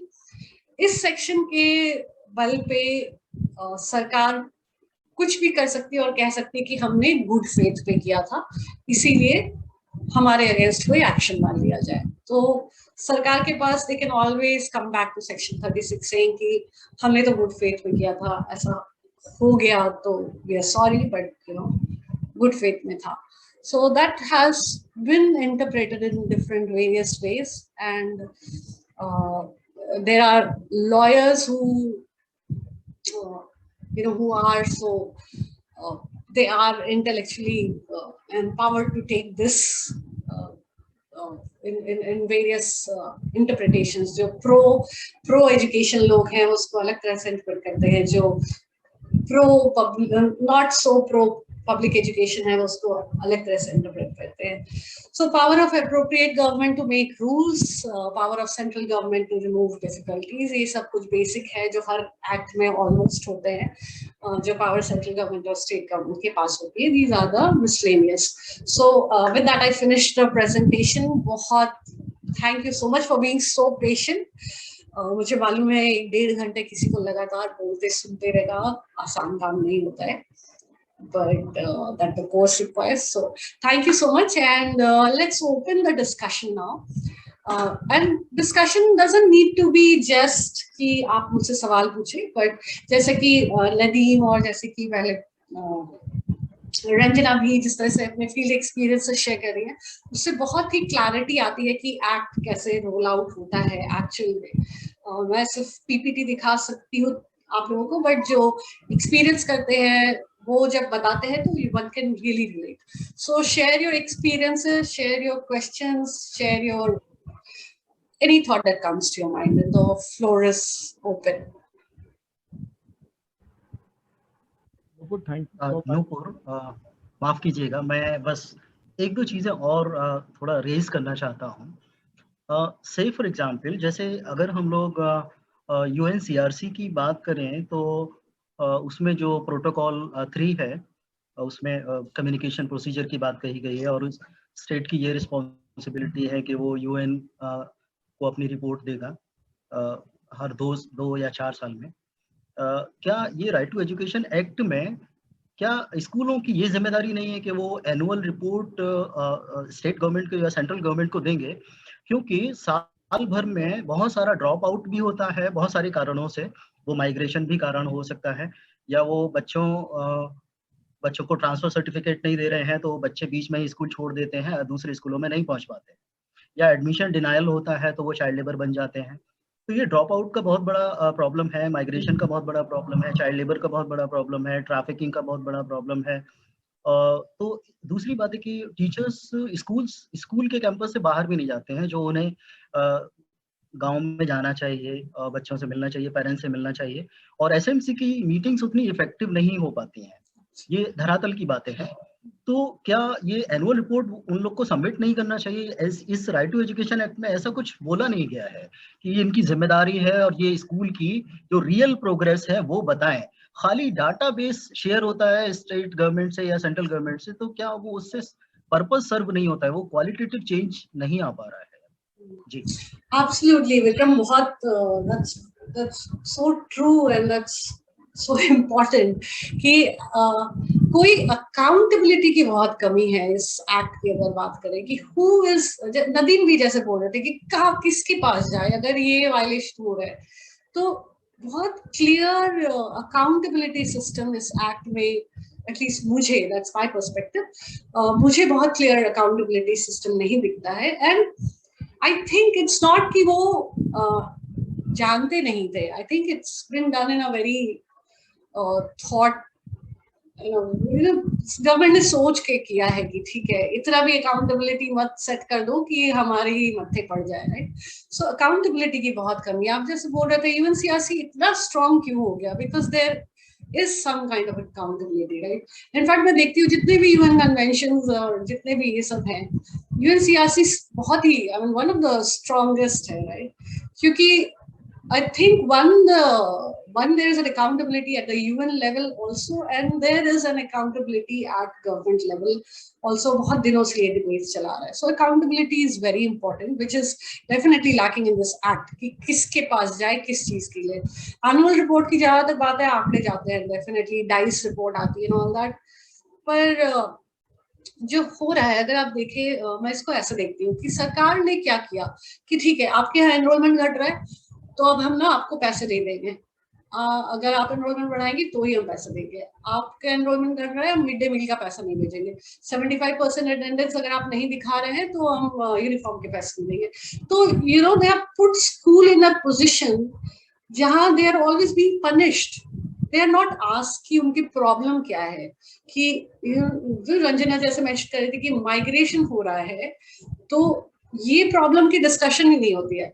आपके यहाँ से 50 बच्चे बाहर चले गए तो आपको इस साल इतना ही पैसा मिलेगा। तो there is never a problem solving approach, but there is always a very punishing kind of approach कि अब एनरोलमेंट कम हो गया, स्कूल्स बंद कर देंगे, अब आपकी नौकरी गई क्योंकि स्कूल बंद हो गया। So you know that approach की सुधारना नहीं है, या प्रॉब्लम क्या है वो नहीं डिस्कस करना है, बट जस्ट भी कि नहीं किया तो ये हो जाएगा।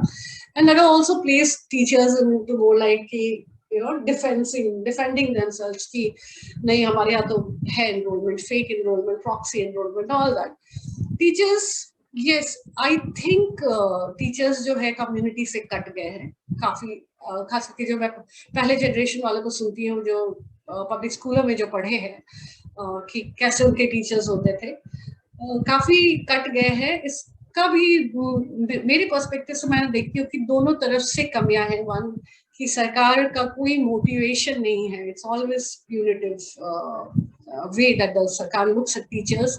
To, they are overburdened with non-academics services, right? And there have been recent studies, forget about NGO कर रहे हैं या कोई और एजेंसी कर रही है, सरकार की एजेंसी की खुद रिपोर्ट आई है कि 80% of the time of teachers जो है वो नॉन एकेडमिक एंगेजमेंट में चला जाता है. How do we expect teachers की अब वो आकर के स्कूल में भी पढ़ाए, इलेक्शन की भी ड्यूटी करे, फिर जाकर के कम्युनिटी से भी बच्चों को लेकर के आए. वेल, इनकी नैतिकता हो सकती है, पर there has to be a supporting systemic approach to it, right? Can't be ki there is a gap from both the sides. Teachers be demotivated and so they are like jisko aana hai aay hame to salary mil hi rahi hai, तो उस तरह का approach develop कर लिया गया है, which is of course very problematic. And yes, I think Vikram as a lawyer, and आपने तो PIL और बहुत ही बड़ी अच्छी PILs डाले हैं, तो as a lawyer I think yes, accountability का मुद्दा उठाना काफी important है इस समय. ये नेशनल एजुकेशन पॉलिसी भी आई है, उसमें भी अकाउंटेबिलिटी की कोई, चलो खैर वो तो पॉलिसी है, जब एक्ट में नहीं है तो पॉलिसी में क्या होगा, बट अकाउंटेबिलिटी वहां पे भी फिक्स नहीं की गई है किसी की. So that remains a major challenge.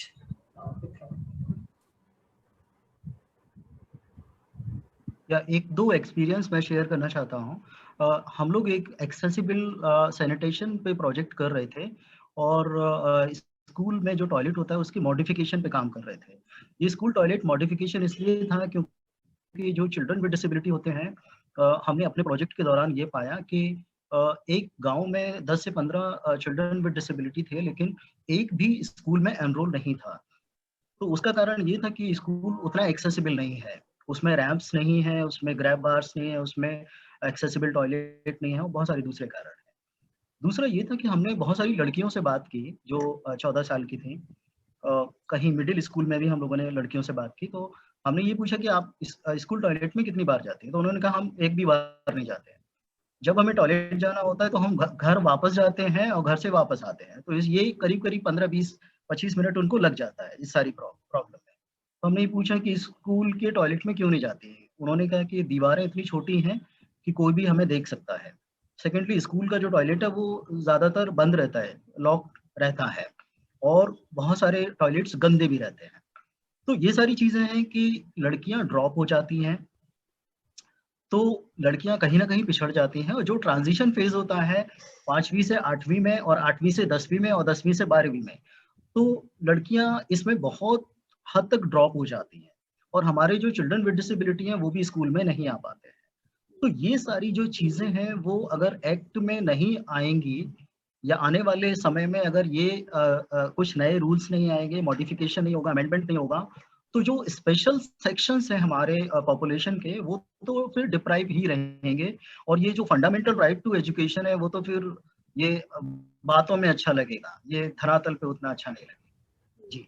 Absolutely. And adding to what you said, Nadeem, जो स्पेशल नीड्स वाले बच्चे हैं, एक्ट में तो पहले तो बहुत ही कम, बाद में अमेंडमेंट किया गया. It was asked to be aligned with the persons with disability act, but बहुत ही कम, बहुत ही लिमिटेड स्कोप है कि बस रैंप होना चाहिए. And I mean children with special needs is not just about having a ramp in school, right? It has a much bigger need that needs to be taken care of. Teachers को कैसे train करेंगे, कैसे inclusive बनाएंगे, and all that. And that's somewhere where the act is definitely lacking, जैसा कि आपने भी कहा होगी.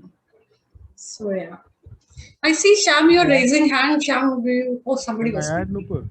Yes, please. So purely on this, Nadeem ji ने जो मुद्दा उठाया है, मैंने चैट में भी डाला एक link.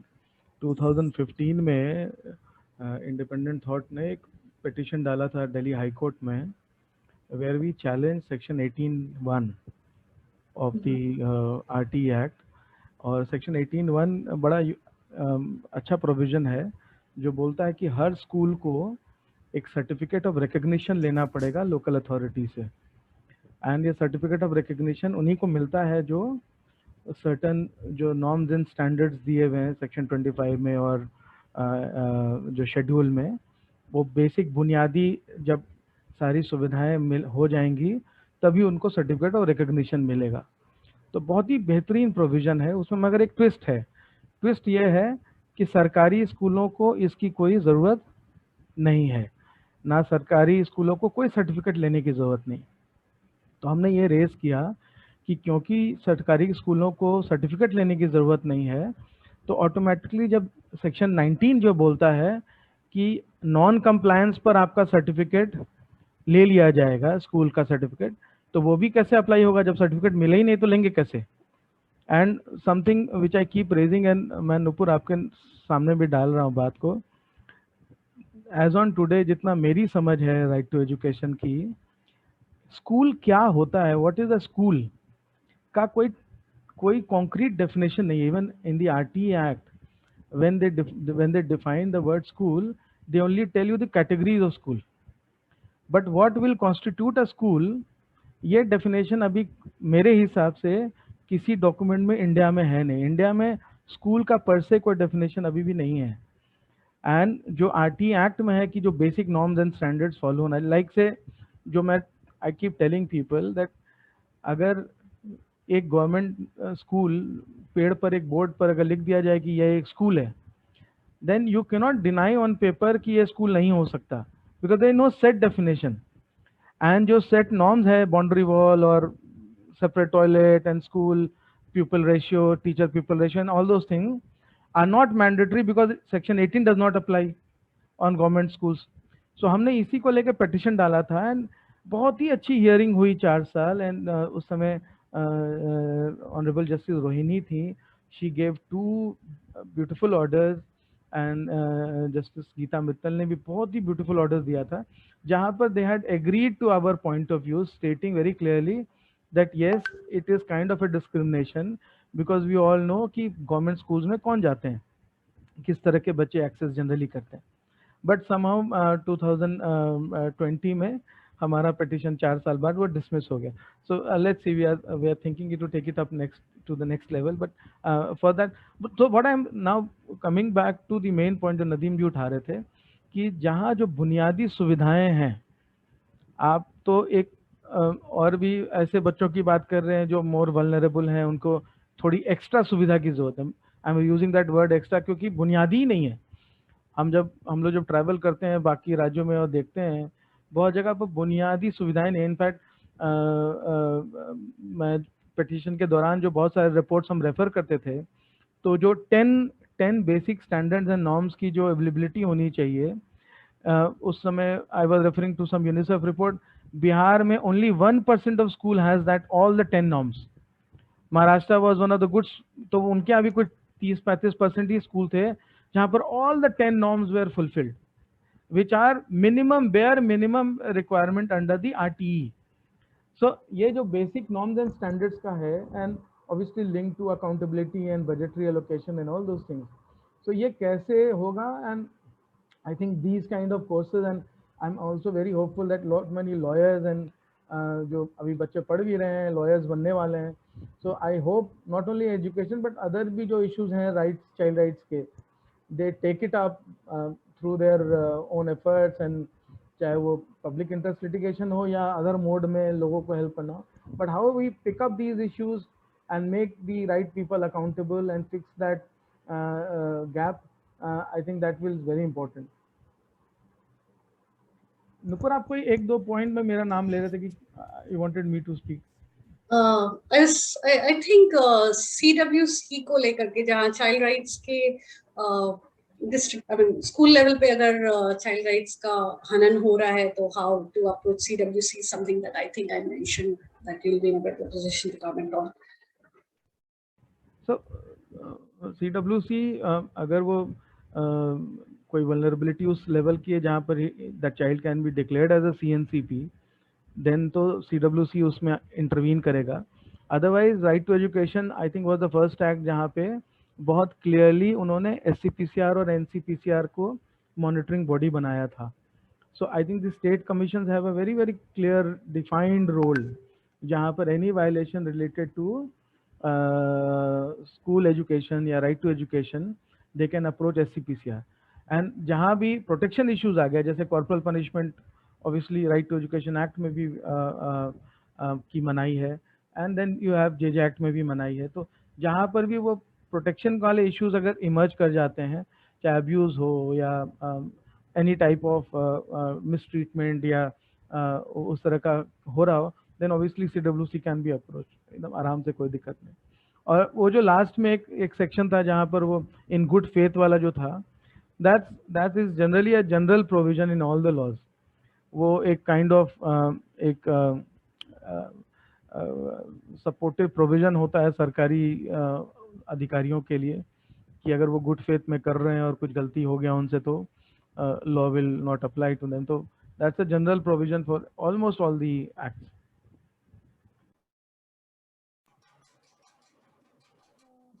I'll just add 2 to 3 points here.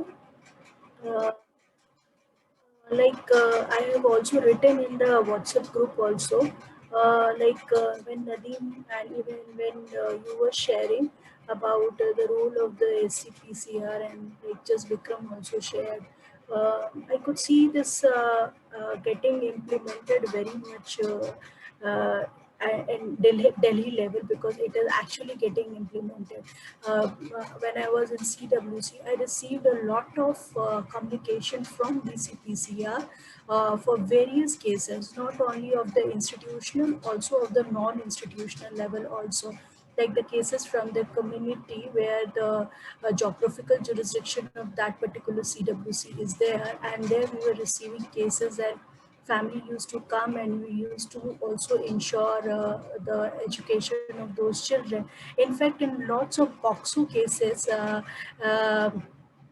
when the cases came into concern of the school, and later on when the school denied education of these children just because they got to know that this particular child was a case of the POCSO, then CWC intervened in those cases, and with the support of the DCPO, in fact the legal probation officer, he went and ensured the admission. In fact, in those cases also where for a long period the child dropped out from the education, so involvement or continuing of that child education, that also got ensured.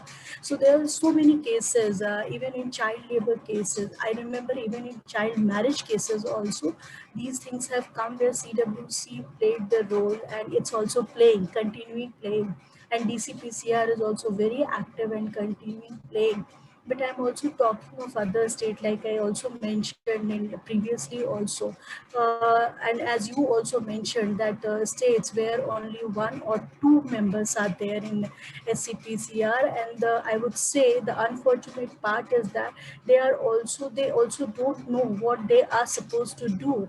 In fact, they are looking forward that someone should come and orient them that what they are supposed to do, or handhold support them, or a capacity building, a proper capacity building. In case of the CWC, what I have seen is that CWC refrain themselves from doing these things or getting involved into these kind of things. They feel that their major role is that looking after the cases of the CCI, children into the CCI. But the other side is also there, that the large number, in fact, I would say 90% of the children staying in the CCI are not continuing their education. And just worried, what about of one state this is a case? If we'll just count on all the states of India, how many such children are there who are dropped out and these things? So my request is that as I also requested, we are working, and when also somebody was saying that the state is not doing that, then I also think that who the state is. It's like we are the state. We are actually ensuring that these things should get implemented, and we are behind the state for ensuring. So somewhere I think we actually have to work and ensure these things. I could always say, because frustration is not the answer. Actually, keep fighting is the answer. Yeah, over to you, Nico. Sorry, I was on mute. Yeah, absolutely, Ranjana. And the last sentence that you said is the key. We have to keep fighting for it. I see Anna Tane raising a hand. Yeah. Hi Nupur, thank you for your Hi. session. It's my doubt is regarding training of teachers and quality education. When we speak about this, I don't know how training of education has been elaborated in RTE. Do we consider the B.Ed colleges which are in the process of making teachers under this training? Because आप देखेंगे एक बहुत तगड़ा cycle हो जाता है जब एक टीचर, जो बहुत सारे वायरल वीडियोस निकले थे wherein teacher is unable to spell out many words incorrectly and even children are taking it up. एक टाइम में जाकर बच्चे को dyslexia है, whether it's a gap in what has been taught to the child, वो समझना मुश्किल हो रहा है. तो क्या training of teachers is only about training who have already become teachers, or also focusing on who are in the process of becoming teachers? Like there's a big gap that I find there.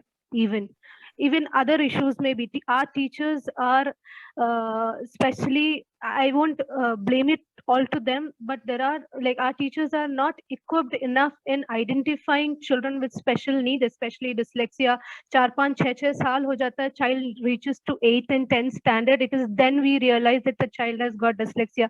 तब तक उस बच्चे को कभी special care दिया नहीं गया because he was never identified, like the need was never identified. So ये training of teachers में क्या कभी इस बारे में बात हुई है या फिर इसमें कभी जोड़ा गया है कि जो B.Ed टीचर्स, जो B.Ed में पढ़ रहे हैं टीचर्स, B.L.Ed में पढ़ रहे हैं स्टूडेंट्स, जो in the process of becoming teachers हैं, उनको तैयार करना, या फिर लाइक और या फिर हम वेट करते हैं टीचर्स बन जाएं and then we start the training?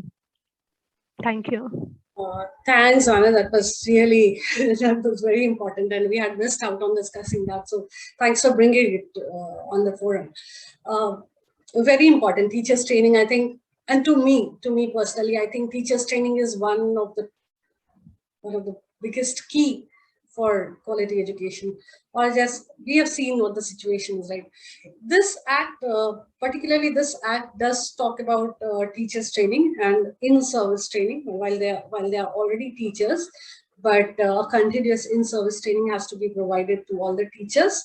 It does talk about जो teacher बन रहे हैं उन्हें भी this TET pass करना होता है to become a teacher, which is a teacher's eligibility test. But the sad part is, I was talking to a few of the teachers, and I was raising concern about this inclusivity in classroom, and a lot of teachers said कि हमारे curriculum में ही नहीं है. We inclusion की बात तो हमें पढ़ाई ही नहीं जाती है. So how do we expect teachers, and we have to see teachers as one of the part of our community, वो भी हमारे ही लोग हैं, बस उनको teacher बना दिया गया है. So if you're not training them well to be inclusive, how they obviously can't do their jobs well. So teachers training institute का एक बड़ा मुद्दा है. Privatization of teachers training institute का बड़ा मुद्दा है. गवर्नमेंट के हाथ में सिर्फ 8% टीचर्स ट्रेनिंग इंस्टीट्यूट है, और वो 8% जो डाइट्स वगैरह हैं, they just allocate around 500 crores mostly. I was in fact recently doing an analysis of the budget for teachers training. 500 crore इस इतने बड़े देश में इतने सारे टीचर्स ट्रेनिंग कॉलेजेस के लिए सिर्फ 500 करोड़ का एलोकेशन है. उसमें भी अंडर यूटिलाइजेशन होता है. इतने सारे सीट्स वेकेंट हैं जो टीचर्स को पढ़ाने के लिए प्रोफेसर्स चाहिए, आधे से ज्यादा वेकेंट है. सो teachers training is in the worst shape, right? And I think you already know it. और खास करके जब मुद्दा आता है children with special needs का, in my perspective, every teacher should be trained for it. You don't need to have special teachers. I mean, you can have special teachers, but every teacher need to be trained in dealing with children with special needs or identifying children with special needs, which is completely lacking. And sadly, हमारे देश में बहुत ज्यादा teachers training को लेकर के advocacy भी नहीं हुई है, ना उसके बजट को लेकर के. आजकल थोड़ा प्राइवेटाइजेशन के डिबेट्स में आता है कि 92% प्राइवेट हाथों में है और टीईटी सिर्फ 3% या अब जाके 10-12% टीचर्स पास कर पा रहे हैं. So what is the quality of teachers we are talking about this country, right? So it is a very important. थोड़ा एनसीटीई एक्ट वगैरह है जो टीचर्स ट्रेनिंग के ऊपर थोड़ा बातें करता है. अब नेशनल एजुकेशन पॉलिसी जो आई है उसमें थोड़ा टीचर्स ट्रेनिंग को लेके थोड़ी डिटेल में बातें हुई हैं, how they should be train and all. And national education policy में एक्चुअली एक टीचर्स परफॉर्मेंस करके कुछ तो एक फ्रेमवर्क भी बनाने की बात है, which is already in the process. And me being from National Coalition, we are also in the group that UNESCO has formed. So UNESCO, in collaboration with the government, is coming up with this framework wherein they're looking at teachers' performance and how teachers' quality. So hopefully next, by 2022, we'll have a framework where we talk about teachers' quality and of course focusing on teachers' training. So Anna, तुमने जो सवाल उठाया, I think in near future we will have some framework to deal with those issues. वही है, frameworks तो बनते हैं, and उसका क्या होगा, you know, I know. Right. Thank you so much. Can I ask one more question? Yes, you can ask 10 more. जैसे कि section 3 में आप बता रहे थे कि there are much more added expenses which are usually not recognized. हम लोग सिर्फ free और fees के बारे में ही सोच के खत्म कर देते हैं, that's the only part of the education, but there are added expenses.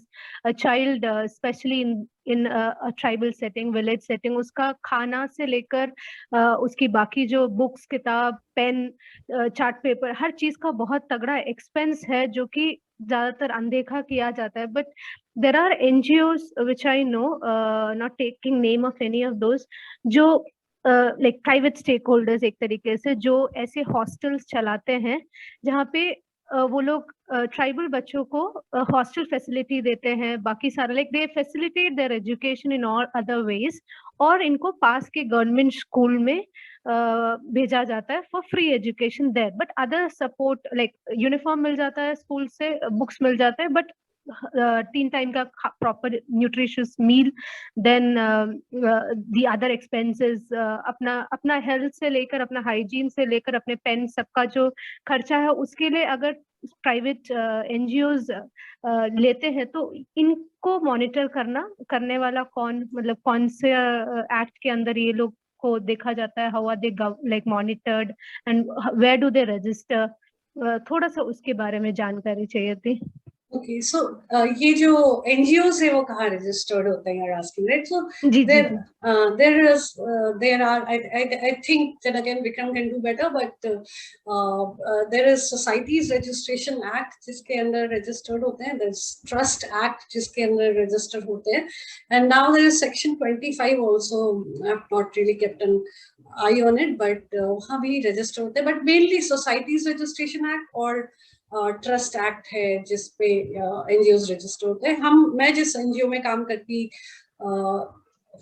थी रीसेंट पास तक, वो ट्रस्ट के अंडर रजिस्टर्ड है. सो एवरी ईयर हमें ऑडिट करके अपना ऑडिट स्टेटमेंट देना होता है सरकार को. There's a process of accountability there, and खास करके अगर आप foreign fund लेते हैं, there is a strong process of accountability कि वो पैसा कहाँ से आप ले रहे हैं, that you have to update, that you have to put it on public spaces and things like that. So there are these acts that NGOs are registered under. Vikram, do you want to add there to this question?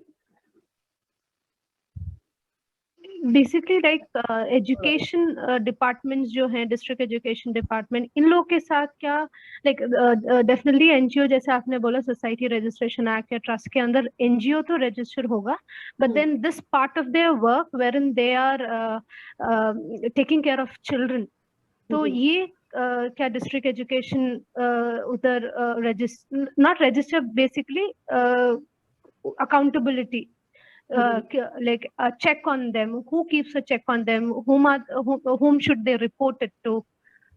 Like societies registration में तो you just report अपना ही, जो अपना members होते हैं आप उनको reporting करते हैं, but क्योंकि एक संस्था है जहाँ पे बच्चे रह रहे हैं, बच्चों का ध्यान रखा जाता है, क्या ऐसा एक establishment हम कर सकते हैं wherein children are from different school, it's not they have their own school and children are staying in that hostel, it is we are only giving hostel facility, like an NGO is only giving hostel facility, but children go to government school. तो उसका procedure थोड़ा जानना था. See, there are two things. One, institutions where children are kept by NGOs are generally registered under the Juvenile Justice Act, and then the provisions of the Juvenile Justice Act are applicable on them. But Okay. in many states, especially in the southern states, as we were part of the national study done by the ministry, and we were looking at the data then. So there are few southern states like Kerala and Tamil Nadu and Karnataka. There are a huge number of institutions, and many of these institutions have kind of put them into the category of hostels rather than saying that we are a childcare institution. They say we are hostels, and so their plea is that we don't fall under the provisions of the JJ Act. So that's Okay. another little gray area where certain NGOs run institutions where they keep children of all categories, what they term them as from vulnerable families and orphans and all, and they claim that they are hostels rather than a childcare institution. So that's a gray area which I think government is still working on how to regulate them. But that's a gray area which is falling little outside the purview of the JJ system today. Oh, thank you so much, Vikramji. Thank you, Nupur. Thanks, Anna. I see one hand. BALLV. You haven't named yourself, but I see your hand. Myself, Dhair ma'am. I am from JLA University. Hi. Good afternoon ma'am. Ma'am मेरा question ये है कि क्या ma'am हम मतलब जो middle मतलब high school और फिर मिडिल स्कूल और जो प्राइमरी स्कूल होता है, तो इस लेवल के मतलब मैम जो मिडिल स्कूल और प्राइमरी स्कूल के जो टीचर होते हैं उनको क्या मैम हम ट्रांसफर मतलब एज ए लोकल्स मैम हम ट्रांसफर करा सकते हैं? क्योंकि मैम जैसे कुछ टीचर्स होते हैं वो लोकल्स, मतलब ज्यादातर टीचर्स तो मैम लोकल्स ही होते हैं, वहाँ के ब्लॉक लेवल के होते हैं, तो वो मैम अच्छे से मतलब टीच नहीं करते हैं बच्चों को, और जो मिड डे मील है वो भी मैम प्रॉपर मेनू रहता है उसके अनुसार मैम नहीं देते हैं। और मैम कुछ तो मतलब मैम मैंने अपने पंचायत लेवल पे मतलब मेरे जो ब्लॉक लेवल पे मैम मेरे घर के साइड जो स्कूल है मैम वहाँ पे मैंने केस देखा कि जो लोकल्स टीचर्स हैं वो वहाँ के जो कंप्यूटर्स या मतलब कुछ इलेक्ट्रॉनिक सामान देते हैं, गवर्नमेंट देता है बच्चों के लिए, तो वो मैम वो उठा के अपने घर ले जाते हैं या तो फिर कंप्लेन में डाल देते हैं कि मतलब यहाँ से चोरी हो गया। तो मैम इस सिचुएशन में हम लोगों को ma'am as a locals ma'am क्या करना चाहिए? ये तो quite sad. So I think तुम्हारा नाम क्या बताया था? Because I don't see your name written here.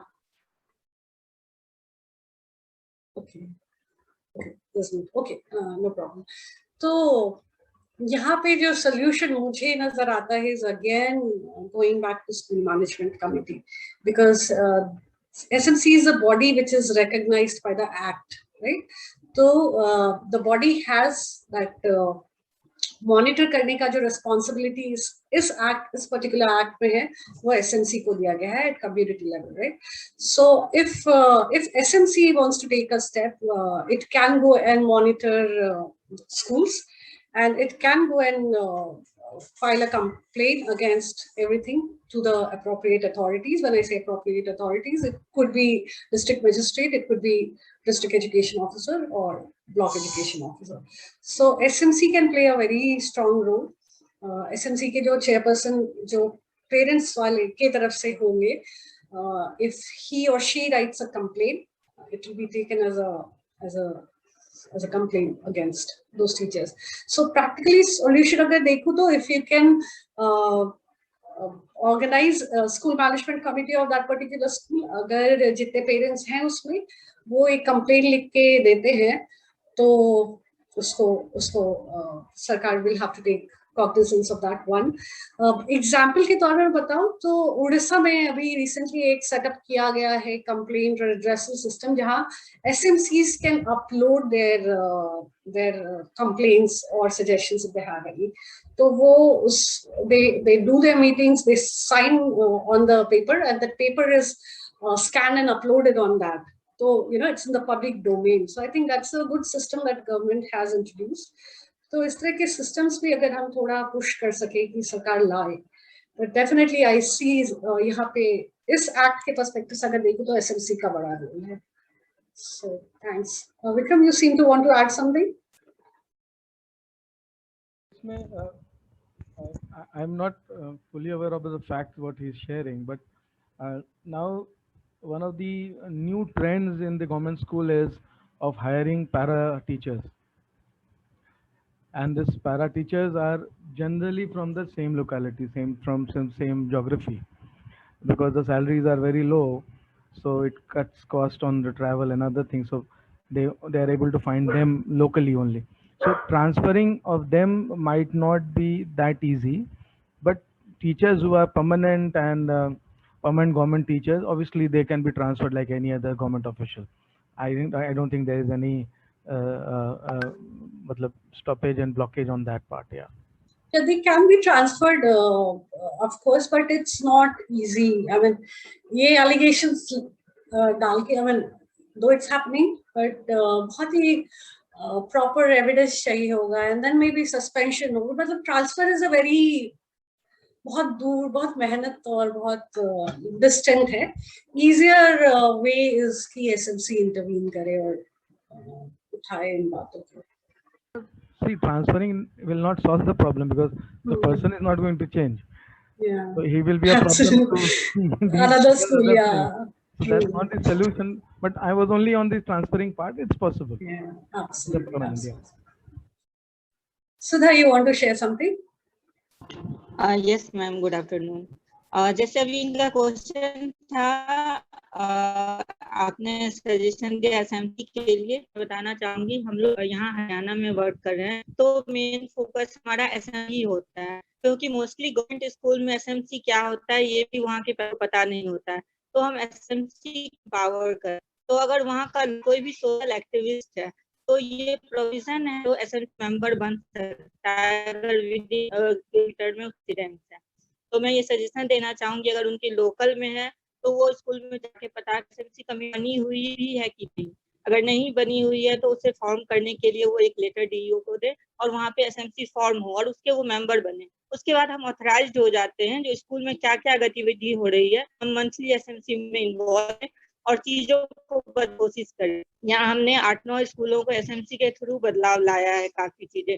इसके अलावा अगर इतना नहीं कर सकते डायरेक्ट एससीपीसीआर और एनसीपीसीआर को स्कूल के पूरे डिटेल्स के साथ ये मैसेज कर दे जो यहाँ पे कुछ सही नहीं है कुछ गतिविधियां और यहाँ पे सरप्राइज विजिट किया जाए, तो वो चीज भी पॉसिबल होता है और एससीपीसीआर इन्वॉल्व होती है, एनसीपीसीआर इन्वॉल्व होती है, सरप्राइज विजिट करवाती है वहाँ के डिस्ट्रिक्ट को ऑथराइज करते, तो ये चीज भी कर सकते हैं। इस तरह से हम सरकारी स्कूल में बदलाव ला सकते हैं। Thank you. Thanks Sudha ji, absolutely agree. और कोई कुछ बोलना चाह रहा है? I don't see any hands up. Sham, do you want to say something या पहले बोल चुके हो, हाथ ऊपर ही है? Okay, you've lowered your hand. So I don't see any more hands up, and I understand थक भी गए होंगे 2 घंटे से एक ही चीज सुन के. So I mean, if there's any question even beyond this session and that you want to connect to me, you can definitely, Vikram can send across my mail ID, my contact number, and you can anytime even drop down after Corona to my office and we can have discussions. So Vikram, to you. Thank you, Nupur. Thank you so much. And we will share your contact details with everyone. And thanks for a very wonderful and guided session. So I think you guided through the act and brought in a lot of information and perspective. So thank you so much, Nupur, and thanks everyone for being patient and part of the session.